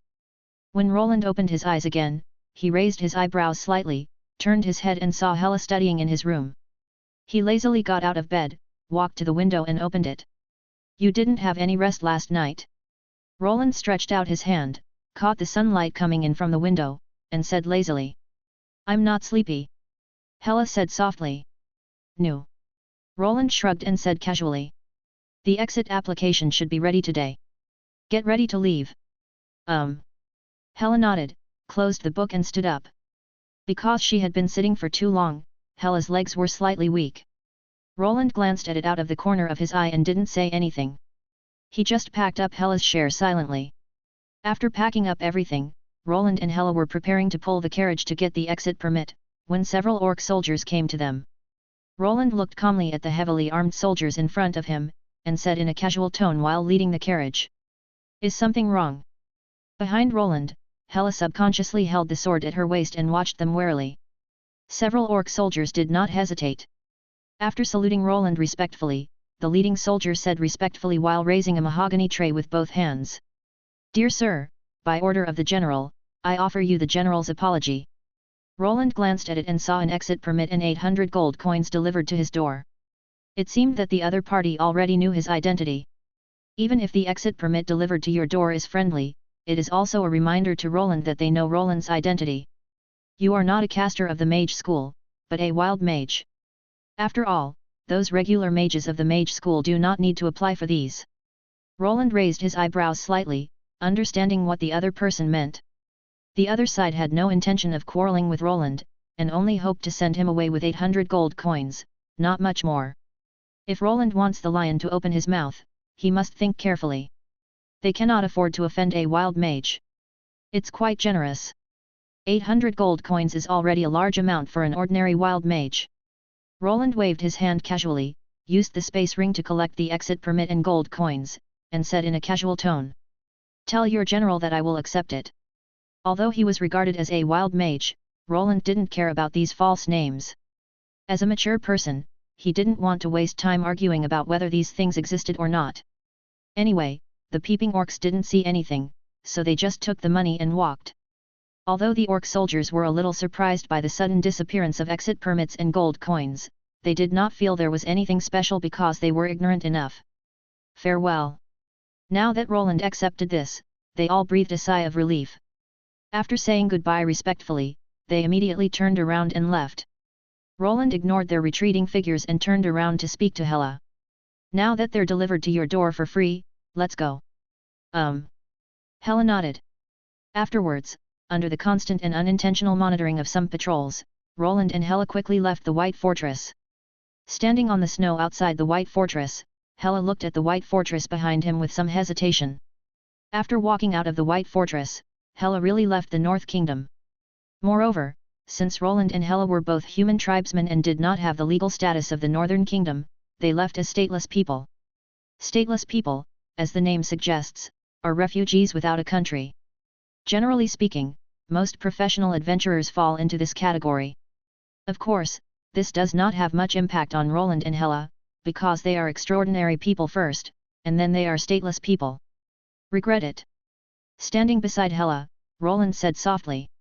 It's still not too late to go back now. Hearing Roland's words, Hela subconsciously grasped his hand. Holding Roland's hand tightly, she looked towards the White Fortress. The Kingdom of the North. Hela did not agree much with this nominal homeland of hers. She only had one hometown, which was the destroyed human tribe, not the kingdom of orcs and orcs in front of her. Her hometown was gone, and the only hope was him. The man who pulled her out of the abyss and completed revenge together. Hela grasped Roland's hand tightly, shook her head slightly, and said softly. I don't regret it. Don't be nervous, I'm here, and the future won't be bad. Roland noticed her clenched left hand, touched her head gently with his empty hand, and comforted her gently. Although he said before that the future would not be good, but that was just to scare Hela. As a superhuman, even if Roland planned to travel around, his quality of life would definitely not be worse than that of ordinary people. Moreover, when he advances a few levels, even if he doesn't have the resources to build a floating city, he can still build a smaller mobile castle by hand. Only then can he really go wherever he wants. Although Hela is not worried about the deterioration of her quality of life now. Chapter 22. The Silver Empire is a bulk human empire located in Sinur. It mainly consists of electorate states, human kingdoms, human or alien principalities, and various free cities. Among them, there are also a few areas with special status, such as almost complete independence. Tower of Truth. However, although the Silver Empire accepted some alien races, humans still dominated the mainstream. According to the Silver Agreement signed by all the princes of the Silver Empire, the Emperor of the Empire is not hereditary, but elected, and only the 13 extraordinary families who originally founded the country have the right to vote. The various princely states within the empire do not have the right to vote. The political system is somewhat similar to the Holy Roman Empire in Roland's previous life. After listening to Roland's teachings, Hela looked at him with some confusion and asked. 13 extraordinary families? In addition to the 7 silver families, what about the other 6? The other 6? Roland put down the book and said simply. According to the official records of the Silver Empire, these 6 families all died out due to various reasons. Hela heard Roland's hint and continued to ask. What about the fact? It is almost impossible for a qualified family of extraordinary people to perish due to the loss of heirs. The decisive condition for having offspring is only whether the extraordinary person thinks about it or not. As far as I know, of these 6 extraordinary families, 3 were exterminated by the first emperor of the Silver Empire, 2 were liquidated during political struggles, and the only knight family was squeezed out. Roland casually revealed the secrets of the Silver Empire. However, they were not completely wiped out. The 5 wiped out families still had some firepower. However, as losers, they not only had to remain anonymous, but also because they lost almost all their resources, they became ordinary noble families. As for the excluded knight family, they returned to Donner to live in seclusion. Don't pay special attention to them, they are just a bunch of losers. If you want to know more about them, you can read Silver Family History published by the Velix School. Although it is not very accurate, it can be used as a reference. However, just take a look in private. Don't talk nonsense when you are in the Silver Empire. Roland said remindingly. Although the affairs of the Bian family are not a secret in the circle of extraordinary people, and the Bian family will not pursue them because of this information that is almost universally known, but if it is deliberately spread everywhere, the Bian family is not a vegetarian. Clear. Hela nodded and replied. Well, it is estimated that we will stay in the Silver Empire for several years. It is good to know more about the history of the Silver Empire, but it is best to understand their recent situation first. Roland took out the information he purchased from the Northland Spellcasters Association and handed it to Hela to read while explaining the current situation of the Silver Empire to her. The War of the Roses was a war over the crown of the Silver Empire. After the death of the previous Silver Emperor, the 7 major Silver families elected a 7-year-old girl to become the new Emperor of the Empire. Because, while she has the blood of the Bian family and belongs to her own people, she also shows amazing talent as a mage. Although the princes of the Empire have doubts about whether a child queen can rule the Empire, they also question whether a powerful spellcaster will lead to the return of the magical rule of the old era. However, with the support of the 7 major silver families, the young queen successfully secured her throne and developed rapidly in the field of magic. Until a sudden disaster ended her reign. In the 3rd year after she ascended the throne, due to the death of her relatives, she was already a 5th ring mage, but with only a 10-year-old mind, she was completely unable to control her own power. In the end, the magic power in her body was imbalanced, and she cast a spell in the capital of the empire. A terrifying psychic spell. In the unprepared situation, more than 10,000 people died on the spot in the capital of the empire, and there were countless people whose minds were affected by the spell.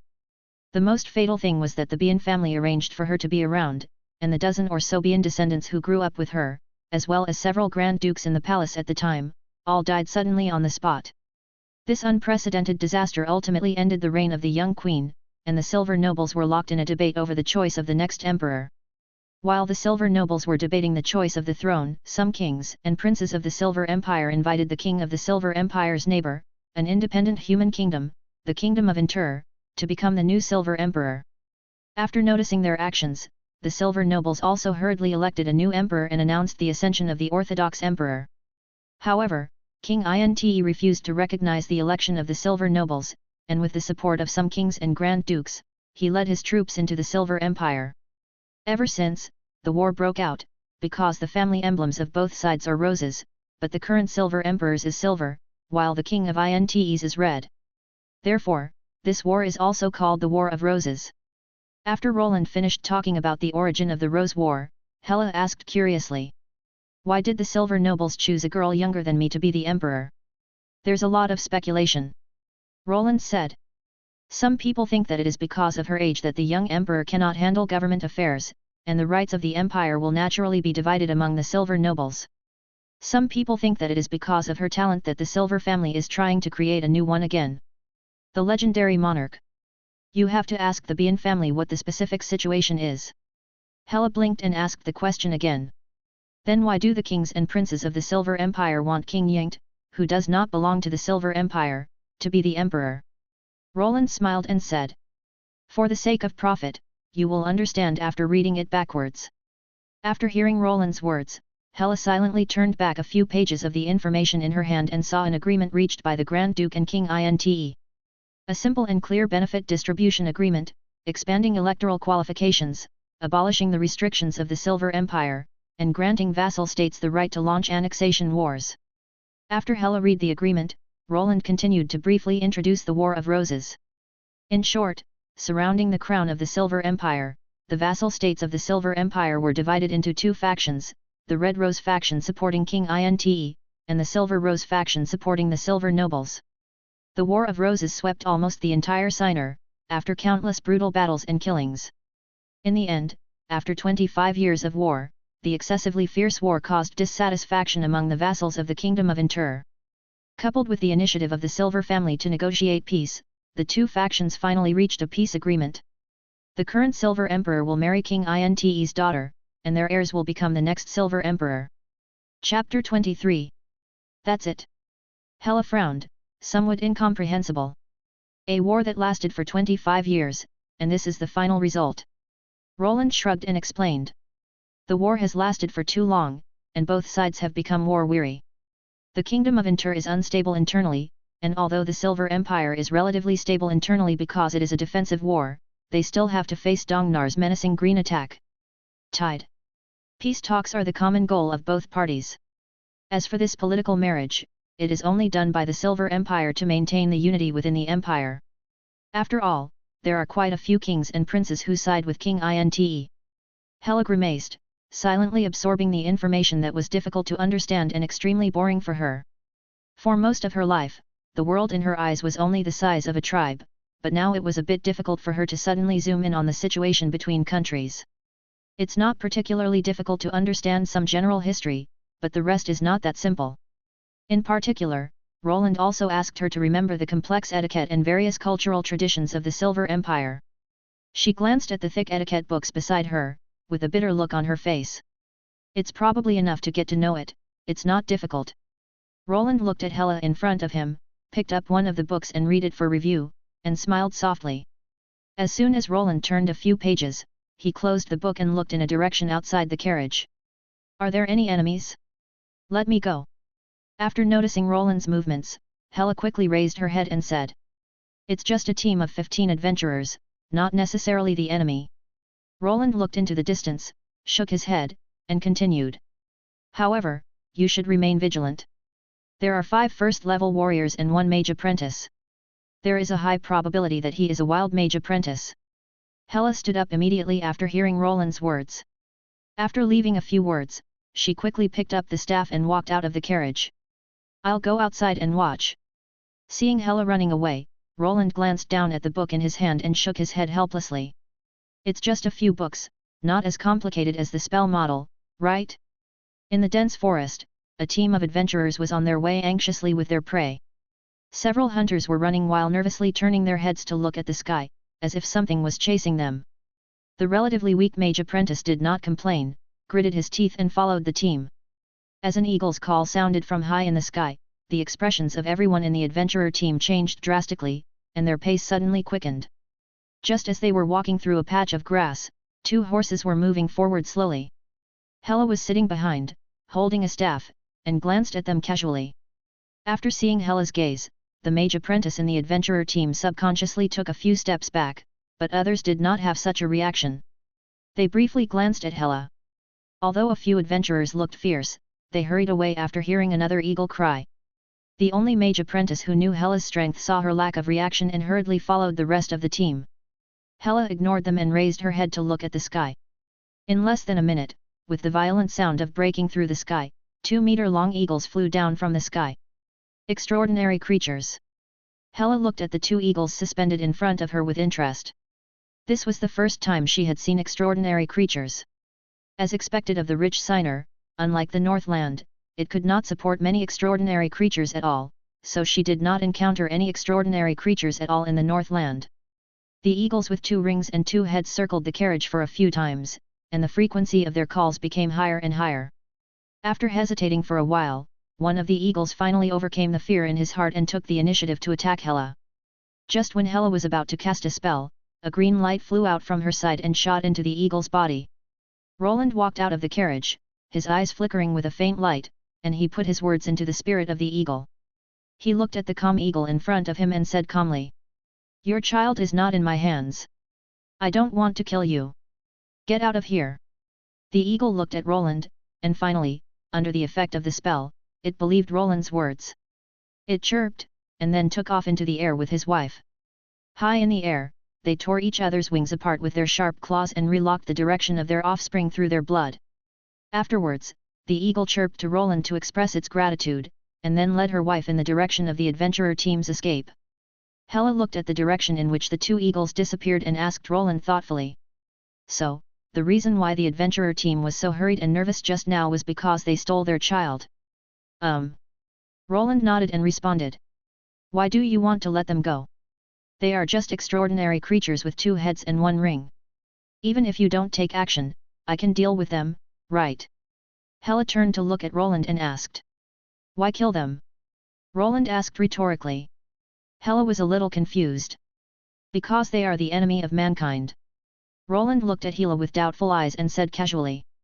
Hela, who do you think is right or wrong between the adventurer who stole the offspring and the eagle who came to hunt him down? Hela fell into thinking after hearing Roland's words. After thinking for a while, she raised her head and said with a frown. The adventurers are at fault. If they hadn't stolen the eggs, they wouldn't have been hunted down. So, is it because of this that you let them go? Roland did not answer and continued to ask. If those adventurers are forced to make a living, or they want to work hard to steal eggs for their critically ill family members, do you think they are still at fault? Hela pursed her lips and whispered. If it's to survive. Roland said slowly. Standing in the position of adventurers, everything they do is for survival. The wealth brought by an extraordinary creature's egg is enough for them to take risks. You are also from a tribe, so you should be aware of the survival plight of ordinary people. But standing in the position of an eagle, they just want to save their children. Even if they encounter an enemy like us that they cannot fight against, for the sake of their children, they will not flinch even if they die. Listening to Roland's words, Hela bit her lower lip, feeling a little confused. Looking at Hela, Roland asked. Hela, what is our current identity? Hela raised her head and looked at Roland. We are stateless people and wild mages. From our position, whether they are adventurers or eagles, everything about them has nothing to do with us.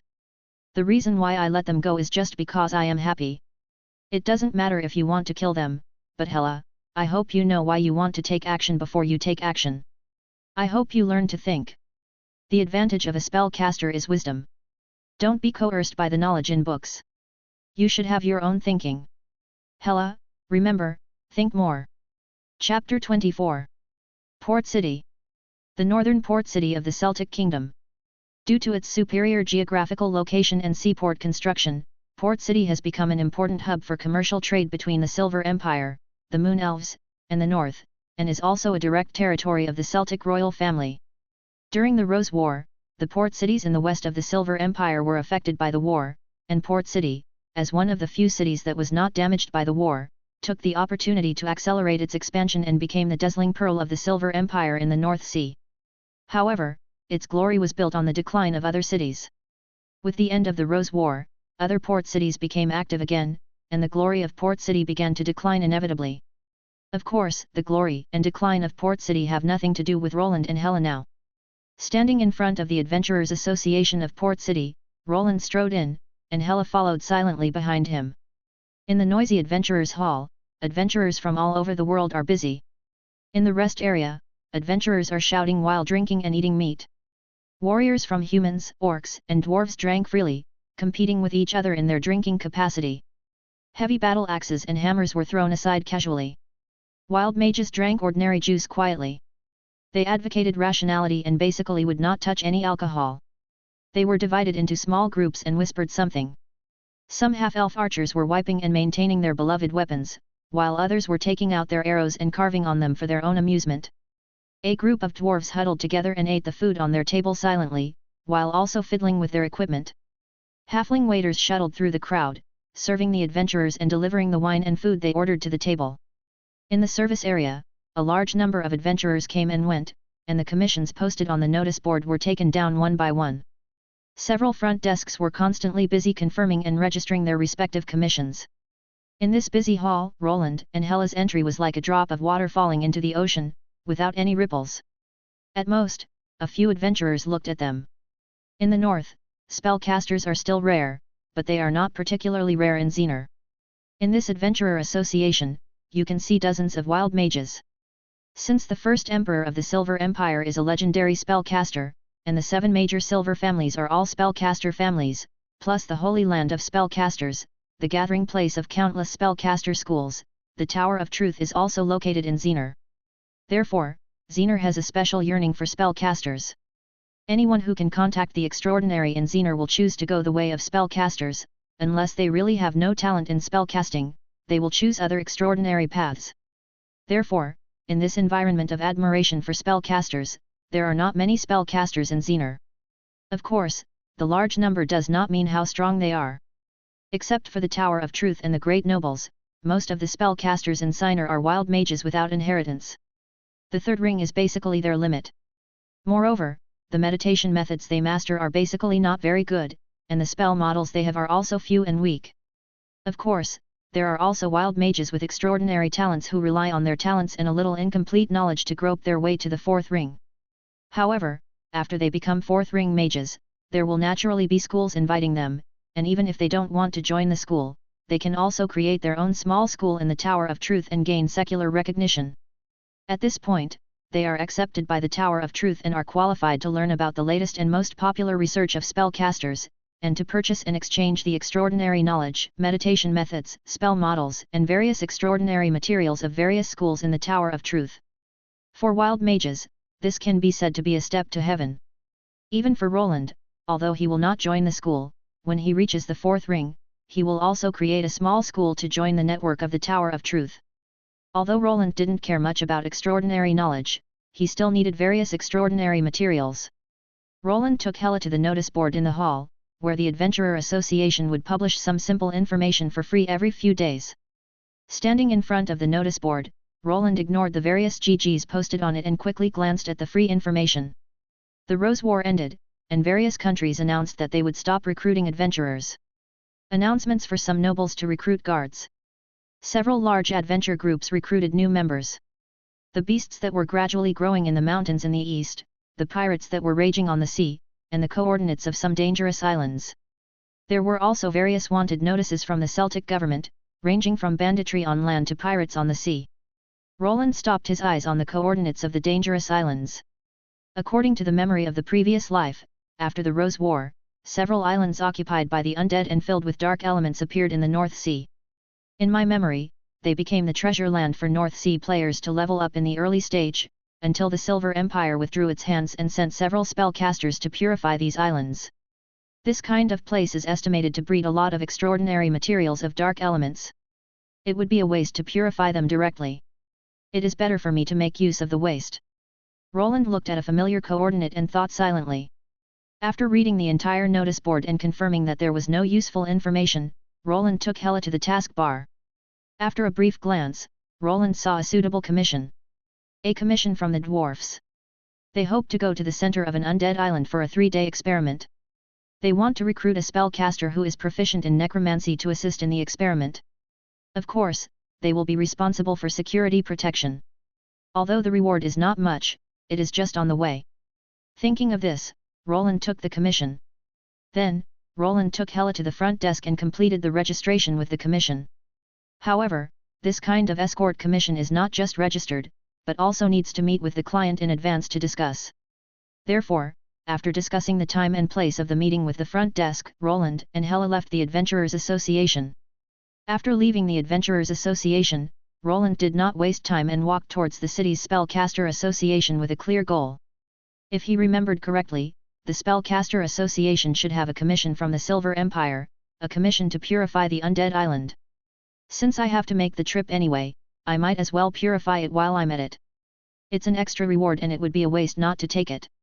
Chapter 25. When walking into the Spellcasters Association in Port City, compared to the deserted Winter City, although the Spellcasters Association here is not lively, there are still some people there. Compared to the noisy Adventurers Association, it is very quiet here. The wild mages coming and going basically have clear goals. Purchase low-level extraordinary materials, various books, rent meditation rooms and laboratories, and accept various special commissions. Roland naturally didn't waste any time and walked directly to the commission board. He skipped those simple collection tasks, looked at the top of the commission board, and successfully found the commission to purify the island of the dead. Without hesitation, Roland directly took the commission. Then, he came to the front desk, put his spellcaster badge and the commission in his hand on the table and pushed it over. The front desk didn't take a closer look. He took the badge and entrustment skillfully and registered through the device at the front desk. After registering, the screen floating in mid-air in front of him also revealed Roland's basic information, as well as the entrusted public information. The receptionist glanced casually.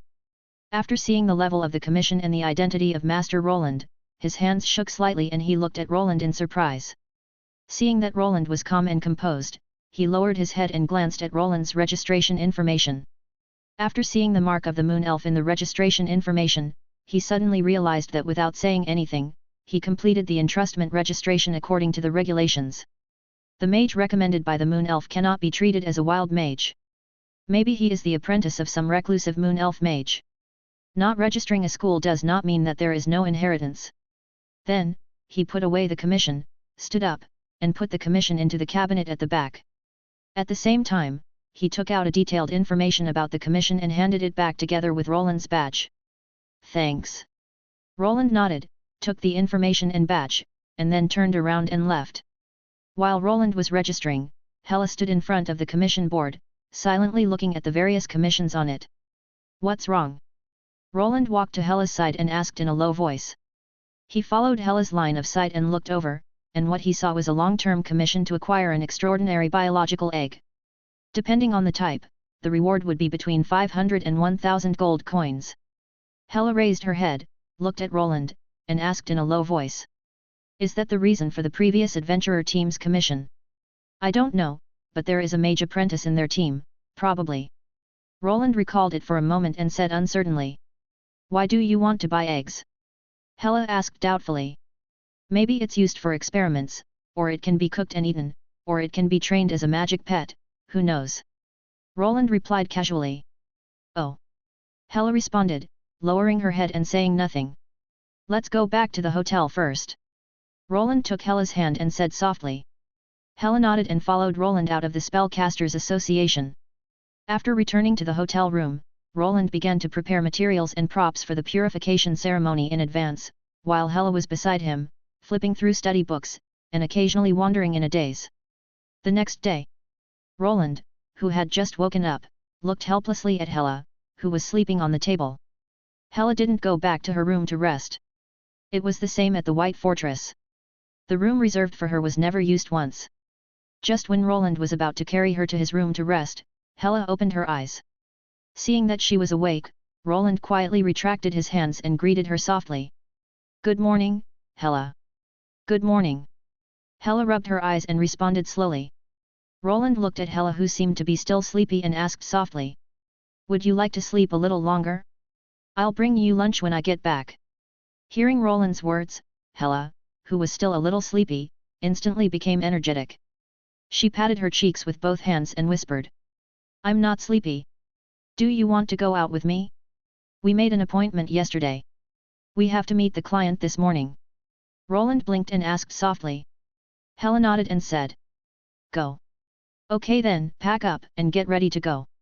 Roland did not refuse and gave the order directly. A few minutes later, Roland and Hella finished washing and walked out of the room.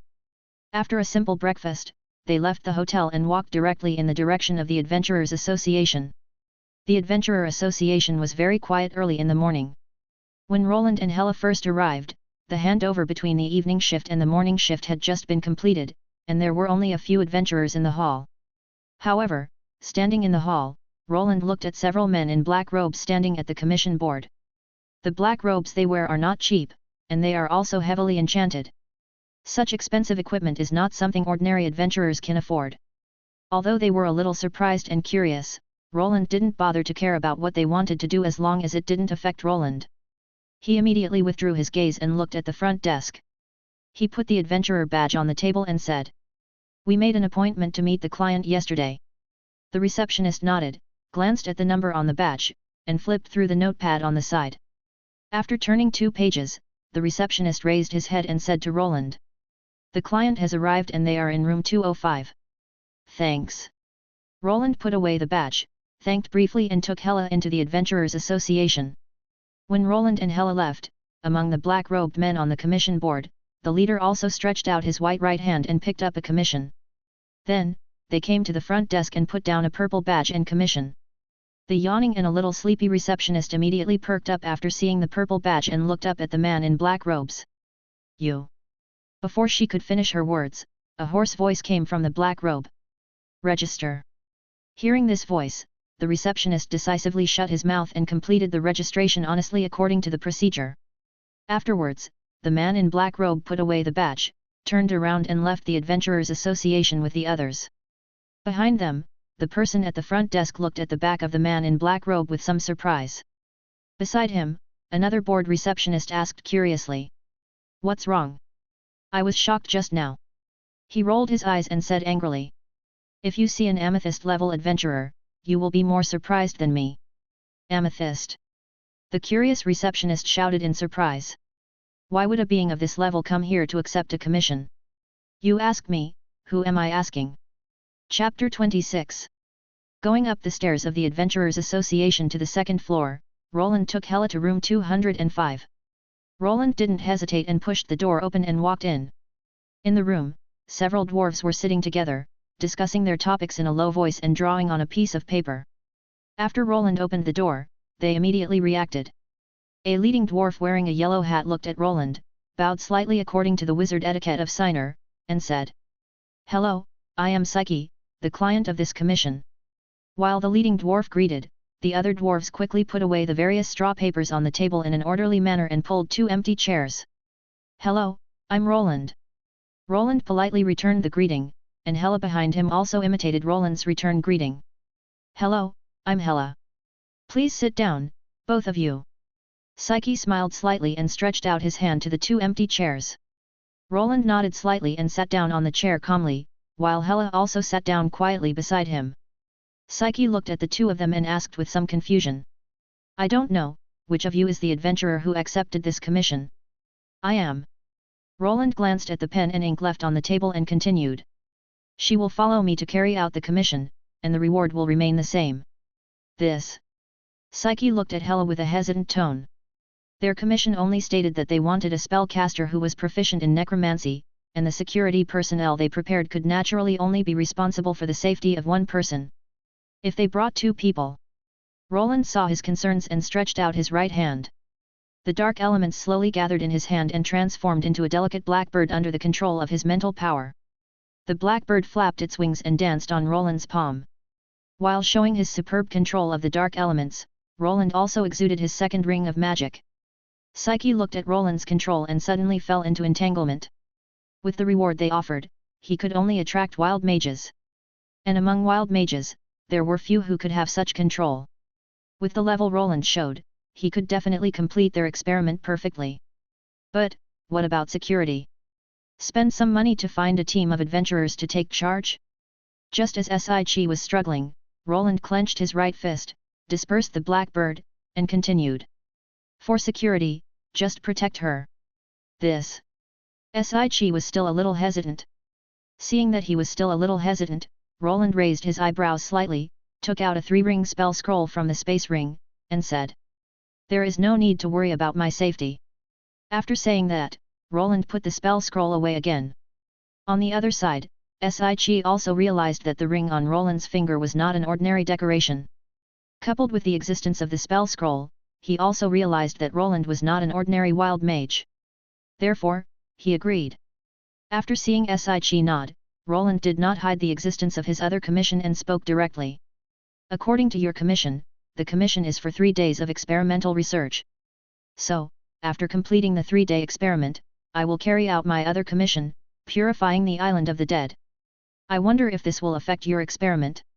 Looking at Roland who spoke directly in front of him, Psyche felt that he was more surprised today than any other day before. He admitted that Roland's control over the elements was indeed strong, but purifying an island was not easy. He was a wild mage, so how could he have the courage to accept such a commission? Is there any trump card? Psyche shook his head silently in his heart. Forget it, it has nothing to do with them. As long as the experiment is completed, it will be purified. As for how Roland completes the purification, it has nothing to do with them. After having an idea, Psyche smiled and said, "After completing the commission, you are free to do what you want to do." Roland smiled slightly, understood what he meant, and turned the topic to their commission. "So, when do we set off? Where do we meet?" 3 days later, at 7 in the morning, meet at Port No. 7.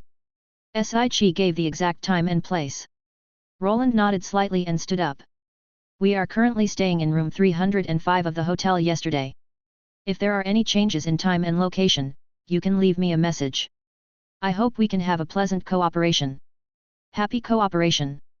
Psyche also stood up and said with a smile. After watching Roland and Hella leave the room, Psyche also looked at the other dwarves in the room. Facing their gaze, he shrugged and said, "Why are you looking at me? Didn't you just hear it? Get moving, prepare everything, remember to be careful, don't forget this or that in 3 days." Hearing his words, the dwarves nodded and quickly left the room. After everyone left, Psyche took out a 10-sided dice from his pocket.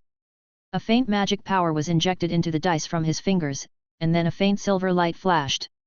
He threw the dice. The dice turned several circles on the table, and finally, the dice stopped. He threw a 10. Looking at the result of the dice, Psyche widened his eyes. After looking at the dice and thinking for a while, he stretched out his right finger and placed it on the dice. Silvery breath flowed into his body from the dice. After an unknown amount of time passed, when he took his fingers back from the dice, the 10 on the die turned into a 7. Then, he put the dice back into his pocket and walked out of the room with a calm expression. At the same time, Roland and Hela were also strolling around the port city. As one of the famous big cities in the Silver Empire, Port City has shops that specifically serve spellcasters. They sell all kinds of extraordinary equipment and various low-level extraordinary materials. Roland's goal is these low-level extraordinary materials. Although Roland has advanced scroll drawing technology, no matter how powerful the technology is, it still requires raw materials. In the north, limited by material factors, he could only draw some low-level scrolls with ordinary materials. Although he can draw spells above the 3rd level, ordinary materials cannot carry any spells above the 3rd level. As the north, where warriors and knights are the main means of transcendence, the transcendent materials used by spellcasters are basically sold by exports. Although the Spellcasters Association in the north has extraordinary materials, since there are not many spellcasters in the north, the extraordinary materials provided are basically not much cheaper, and ordinary cheap low-level materials are basically not stored. Therefore, the value of the extraordinary materials he bought earlier was too high, and it would be too much of a loss to use them to draw spell scrolls. Chapter 27. Roland strolled in a material shop, looking at the various low-level extraordinary materials on display. The Silver Empire is indeed a paradise for spellcasters. Although the mid to high-end extraordinary materials are monopolized by the Tower of Truth and the nobles, low-level extraordinary materials can be bought at will. These shops do not even require spellcaster badges. As long as they have money, even ordinary people can buy them at will. Of course, if you want to buy in large quantities, you still need to provide some identity proof. While calculating the price and cost-effectiveness of various materials, Roland also thought about his purchase plan. After getting the High Priest's staff, as long as Roland is willing to consume the blessing in it, it is not difficult for him to cross the level and rub a 6 or 7 ring necromancy spell. The lethality of necromancy are also among the best among all spells, so he is not lacking in powerful attack methods now. What he needs now is defensive and functional spells. Well, first make a few space spell scrolls for escaping, and prepare some defensive spell scrolls for each aspect, and then buy some materials to assist meditation and promotion. Buy as much as you can, and keep 300 gold coins as a backup. After quickly completing the plan in his mind, Roland walked to the counter and told the waiter the types and quantities of materials he needed. The waiter patiently remembered the order given by Roland, and then said with a smile, "Dear spellcaster, you need a lot of types and quantities, please wait patiently for a while." "Well, as soon as possible." Roland nodded slightly and responded casually. The waiter nodded, took the recorded list, and walked into the back of the store. After the waiter left and went to the warehouse in the store to prepare the materials Roland bought, Roland also looked at Hela who came with her. At this time, Hela was standing in front of each booth, looking at each extraordinary material thoughtfully. After all, Hela hadn't studied for long. Although she had learned about various extraordinary materials through books, she had only learned about them in books. She had only seen many materials for the first time. It was just the opportunity to buy materials to get to know them well. Seeing Hela's diligence, Roland smiled slightly and just looked at her silently without disturbing her. The other waiters in the store didn't say anything about Hela's actions. After all, this kind of thing was not uncommon. Many wild mages would run to the store to learn about extraordinary materials like Hela. As long as they didn't cause any damage and just looked at them, they wouldn't care too much. Anyway, the materials on the exhibition stand were put out for people to see, and this would also increase the flow of people in the store. Of course, it was mainly because Roland and Hela were not as poor as ordinary wild mages. The elf robes on their bodies were high-end goods at a glance, and Roland had placed a large order. They were not fools, and they would definitely not provoke Roland, a big customer, because of such an insignificant thing. As some noisy voices approached, several gorgeously dressed wizard apprentices walked into the shop noisily. Their voices broke the silence in the shop. Some wild wizards who were also selecting materials in the shop frowned and looked at them with dissatisfaction. After seeing the special spellcaster badges of the school on their chests, they reluctantly suppressed their dissatisfaction and walked away from them with disgust. In addition, some wild wizards looked at them with disgust, stopped buying directly, and left the shop with a gloomy face. Roland naturally noticed their noise. The Azure School badge with 3 white, blue, and red pearls printed on it. Which unknown elementary school is this?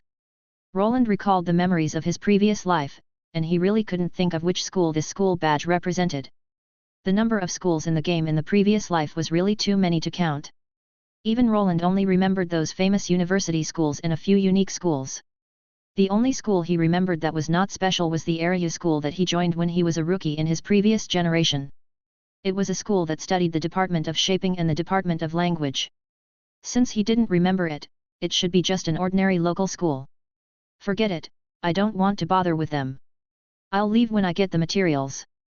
Roland retracted his gaze and walked slowly to Hella's side.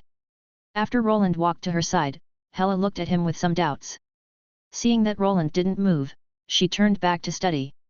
However, although Roland didn't want to cause trouble, trouble came to him. While Roland was waiting and accompanying Hella around, a noisy sound came from the side.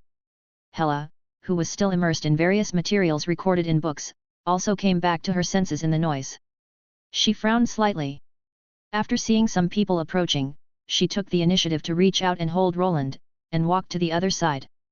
Seeing Hella's actions, although Roland was not afraid of them, since she wanted to stay away, Roland naturally would not object. Just as Hella was about to pull Roland away, several of the mage apprentices who approached them immediately quickened their pace and stopped in front of the two.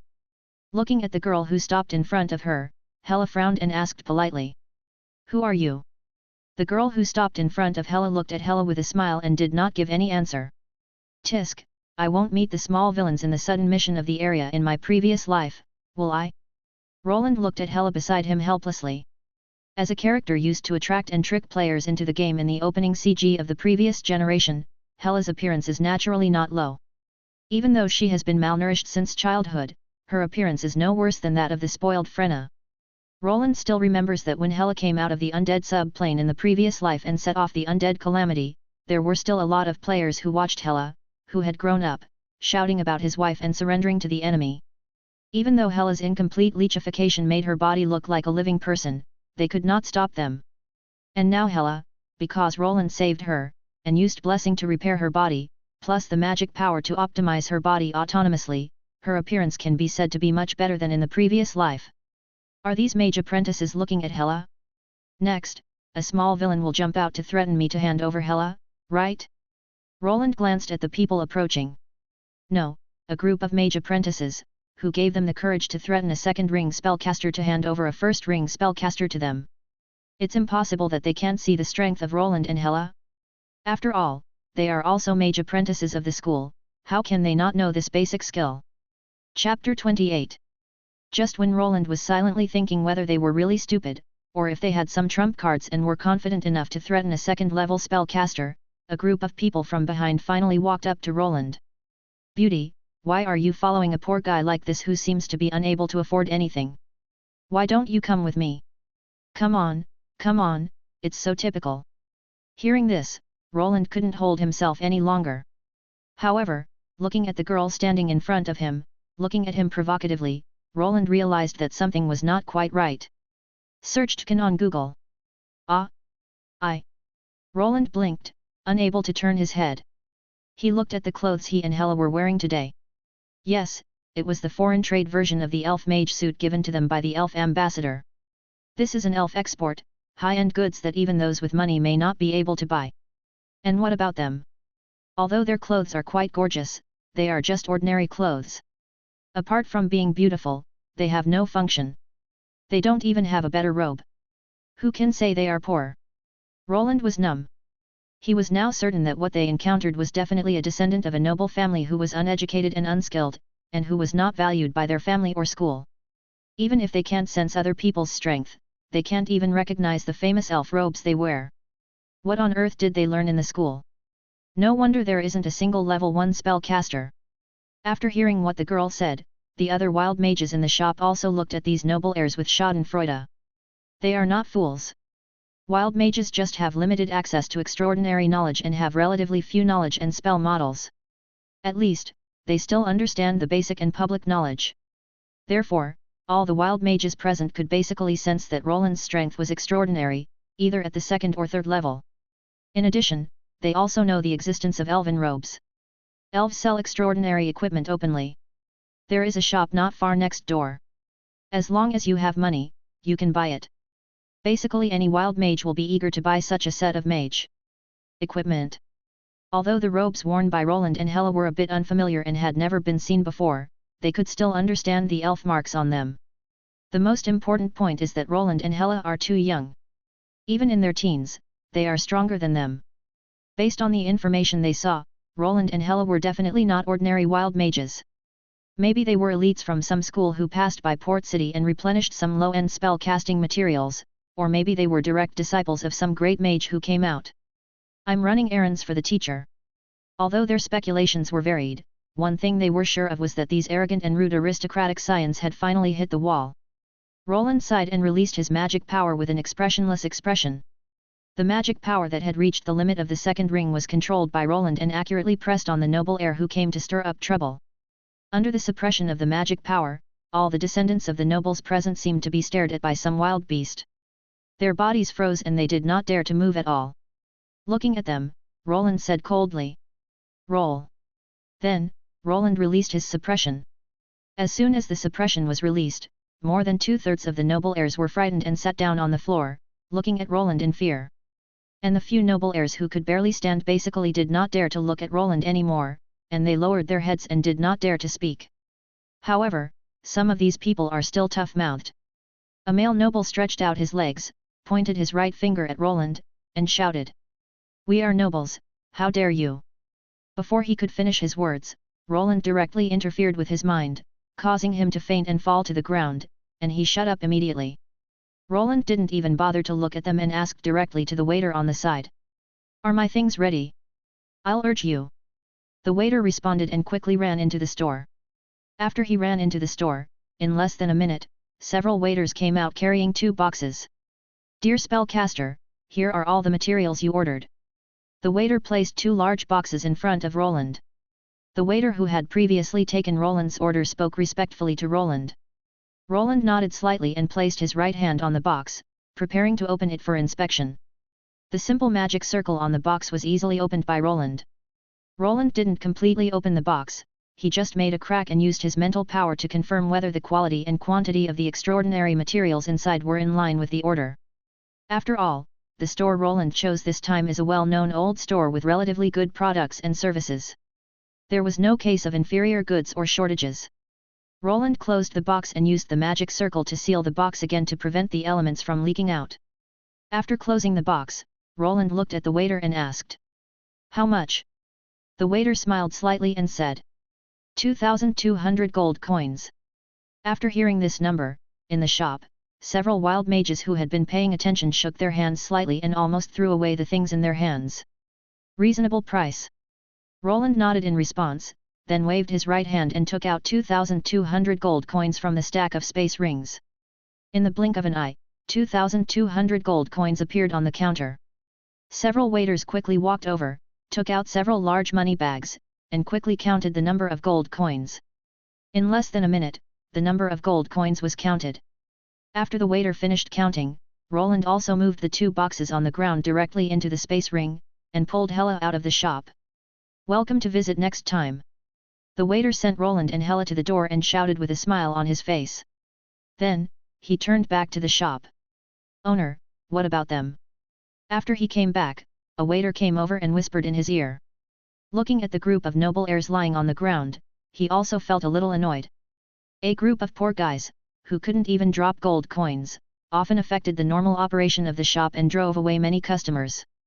If they were not the descendants of the local nobles of the port city, and it was not easy to offend them, he would have driven them out long ago. What he hated most was these noble wastes who used a lot of resources and were still apprentices of mages. If he had so many resources, he would have become a formal first-ring spellcaster long ago. If it wasn't for earning resources for promotion, how could he leave the Tower of Truth and come to this broken place to work? Humph, a few apprentice mages from a small school dare to be so arrogant, they have hit a wall now. Although he was very disdainful of them in his heart, he pretended well on the surface and said helplessly. What else can we do? Send someone to notify their family to come and take them away. Oh, by the way, send a few copies of the photo stone. Their fainting has nothing to do with us. Chapter 29. After returning to the hotel, Roland and Hella stopped going out. Except for their daily meals, the two of them basically stayed in their rooms doing their own business. Roland worked overtime to process the extraordinary materials he bought. Although the materials were valuable, they were still raw materials after all. Only by converting them into spell scrolls and bottles of alchemical potions could they truly improve Roland's combat power. In addition to making various props such as spell scrolls and alchemical potions, Roland also used his experience in the previous life to make several simple magical devices. They were not high-end magical devices, but just the most basic magic storage devices. In the previous life, it was almost equivalent to the training product of an apprentice magician. After all, compared to spell scrolls and alchemical potions, Roland's understanding of strange devices is not that deep. The main reason is that Roland's energy is limited. Learning a lot of spell models is already very tiring. Spell scrolls and alchemy are also mind-numbing to learn, and then let him learn a strange weapon that is no simpler than the spell models. This technique would really cost Roland his life. In addition, the most important point is that in the fantasy weapon version, Roland was already a well-known professional player, and his character was highly bound to the mage profession. If he were to touch the fantasy weapon, his character would collapse.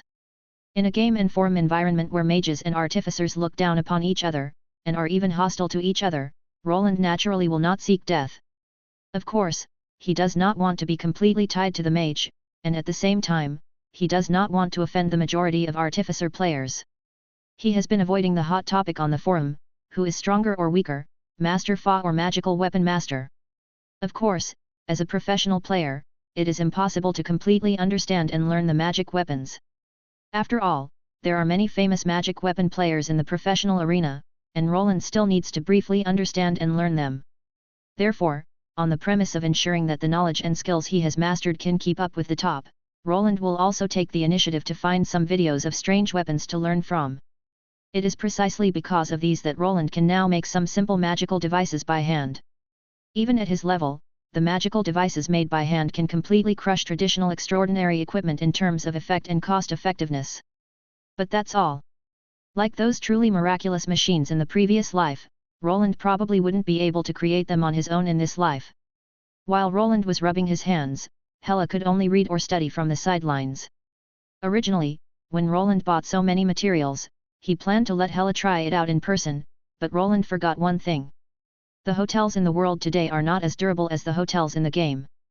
The inn in the game can be trashed at will. Even if you draw a forbidden curse scroll, it will be fine. If you fail, you will just clean up the interior decoration. But, it's different now. If Roland hadn't reacted quickly enough and quelled the magic riot in time, the hotel where they lived would have been completely blown up. After this mistake, Roland also realized that for a novice like Hella, it would be best to rent a laboratory from the Spellcasters Association, or go out of the city to ruin the wild. It's impossible to rent a laboratory. The Spellcasters Association's laboratory has a recording stone. It's not a good thing to expose advanced technology, so you can only go out of the city to experiment. However, since there were still commissions to be done, Roland had no choice but to let Hella learn the theoretical basis first. When Roland completed another spell scroll, his tense spirit relaxed after the spell scroll flashed. Phew, a 4-ring spell scroll is really difficult to draw, especially such a complex space spell. Roland rubbed his temples, and then put away the spell scroll. After withdrawing his spirit from the spell scroll, Roland also realized the changes in the surrounding environment. The sky was already very dark. Feeling his sluggish spirit, Roland did not intend to continue. It was time to rest and sleep. He stretched and yawned lazily. Roland turned his head and saw Hella, who was still studying, and said slowly, "It's very late, go back and rest." Hella hesitated a little after hearing Roland's words, and rubbed the pages of the book uneasily with her right fingers. Roland stood up, took off his robe and jacket, looked sideways at her, and asked, "What's wrong?" "Well, you go to sleep first and I'll watch it for a while," Hella said softly. "And then stay up all night?" Or are you so sleepy that you just lie down on the table and fall asleep? Roland walked to Hela's side and said helplessly. Hela, everyone has their own secrets. I respect your thoughts, but even if you are an extraordinary person, it is not good for your health if you don't sleep all the time. So, can you tell me about it? Of course, you don't have to say it if you don't want to. He added. Hearing Roland's words, Hela put down the book in her hand, shrank her hands under the table, and rubbed them uneasily. After waiting silently for a while, Hela made a small sound. I don't want to be alone. That's it. Hearing Hela's words, Roland was thoughtful. He probably understood. It should be the sequelae of being killed by a cult before and his whole family was kidnapped as sacrifices, right? When they were in the Northland before, since there were no hotels, they all rented a courtyard. Coupled with the friendly neighbors in the Northland, Roland and Hela slept in the same room. Speaking of which, there must have been signs from the first time we slept in separate rooms in the White Fortress. Alas, cults, alas, sacrifices. Roland turned his brain, which was a little slow due to mental depression, and came up with the simplest solution. He yawned and rubbed his eyes. Wait for me a minute. After saying that, Roland walked out of the room directly, ran to the room next door reserved for Hela, dismantled the bed inside and put it away, then returned to his own room, found an empty space to put it out and reassemble it. Since sleeping in separate rooms is scary, then move her bed over. Anyway, they slept like this when they were in the north before. After doing all this, Roland walked to Hela, picked her up directly, threw her on her bed, and said, Sleep well. After saying that, Roland turned back to his bed, buried himself in his quilt directly, and fell asleep as soon as he closed his eyes. After working hard for most of the day, Roland had been drained, and his brain no longer allowed him to think about anything more. On the opposite side, Hela grabbed the quilt with both hands, her face a little shy, and she glanced at the sleeping Roland. After thinking and hesitating for a while, she carefully got out of bed, walked to Roland's bed, gently moved Roland, and covered him with the quilt.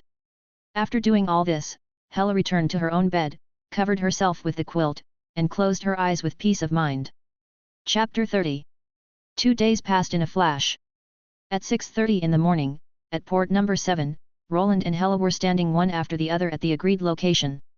A strong sea breeze mixed with a strong fishy smell hit them in the face. Although the smell was a bit unique, it was not particularly unbearable for Roland and Hela. In front of them, countless porters who depended on the port for their livelihood had started their busy day early. The merchant ships that stopped here were crowded with people. Amid the scolding and abuse of the crew, the porters carried boxes of goods and carried them back and forth. The patrol team responsible for maintaining order in this port also completed the shift change. The patrol team that had been yawning took over the responsibility and patrolled slowly. As a large port city, the various ports in the port city basically operate 24 hours a day, so although it was not long after dawn, the port in front of them was still noisy and active. Beside the two, other adventurer teams that were going out to sea today also occupied an area. Some were discussing their commissions in a low voice, some were wiping their weapons and equipment, and some were leaning against the wall or pillars, looking drowsy. Hela looked at the various ships in the distance with some curiosity. Although there was also a port in the Winter City in the north, she had been in a hurry the 2 times she went there before, and basically had no time to stroll around. She left after finishing her business, so this was the first time she saw a real ship. Roland and Hela did not wait for long. In less than 10 minutes, a dwarf ran onto the platform. He had planned to find a place to rest first, but he saw Roland and Hela when he glanced. Seeing this situation, he had to run to Roland in small steps. Standing in front of Roland, he handed Roland the client's identity certificate, a special wooden sign engraved with the commission number. Roland glanced at it and returned it to him after confirming that it was correct.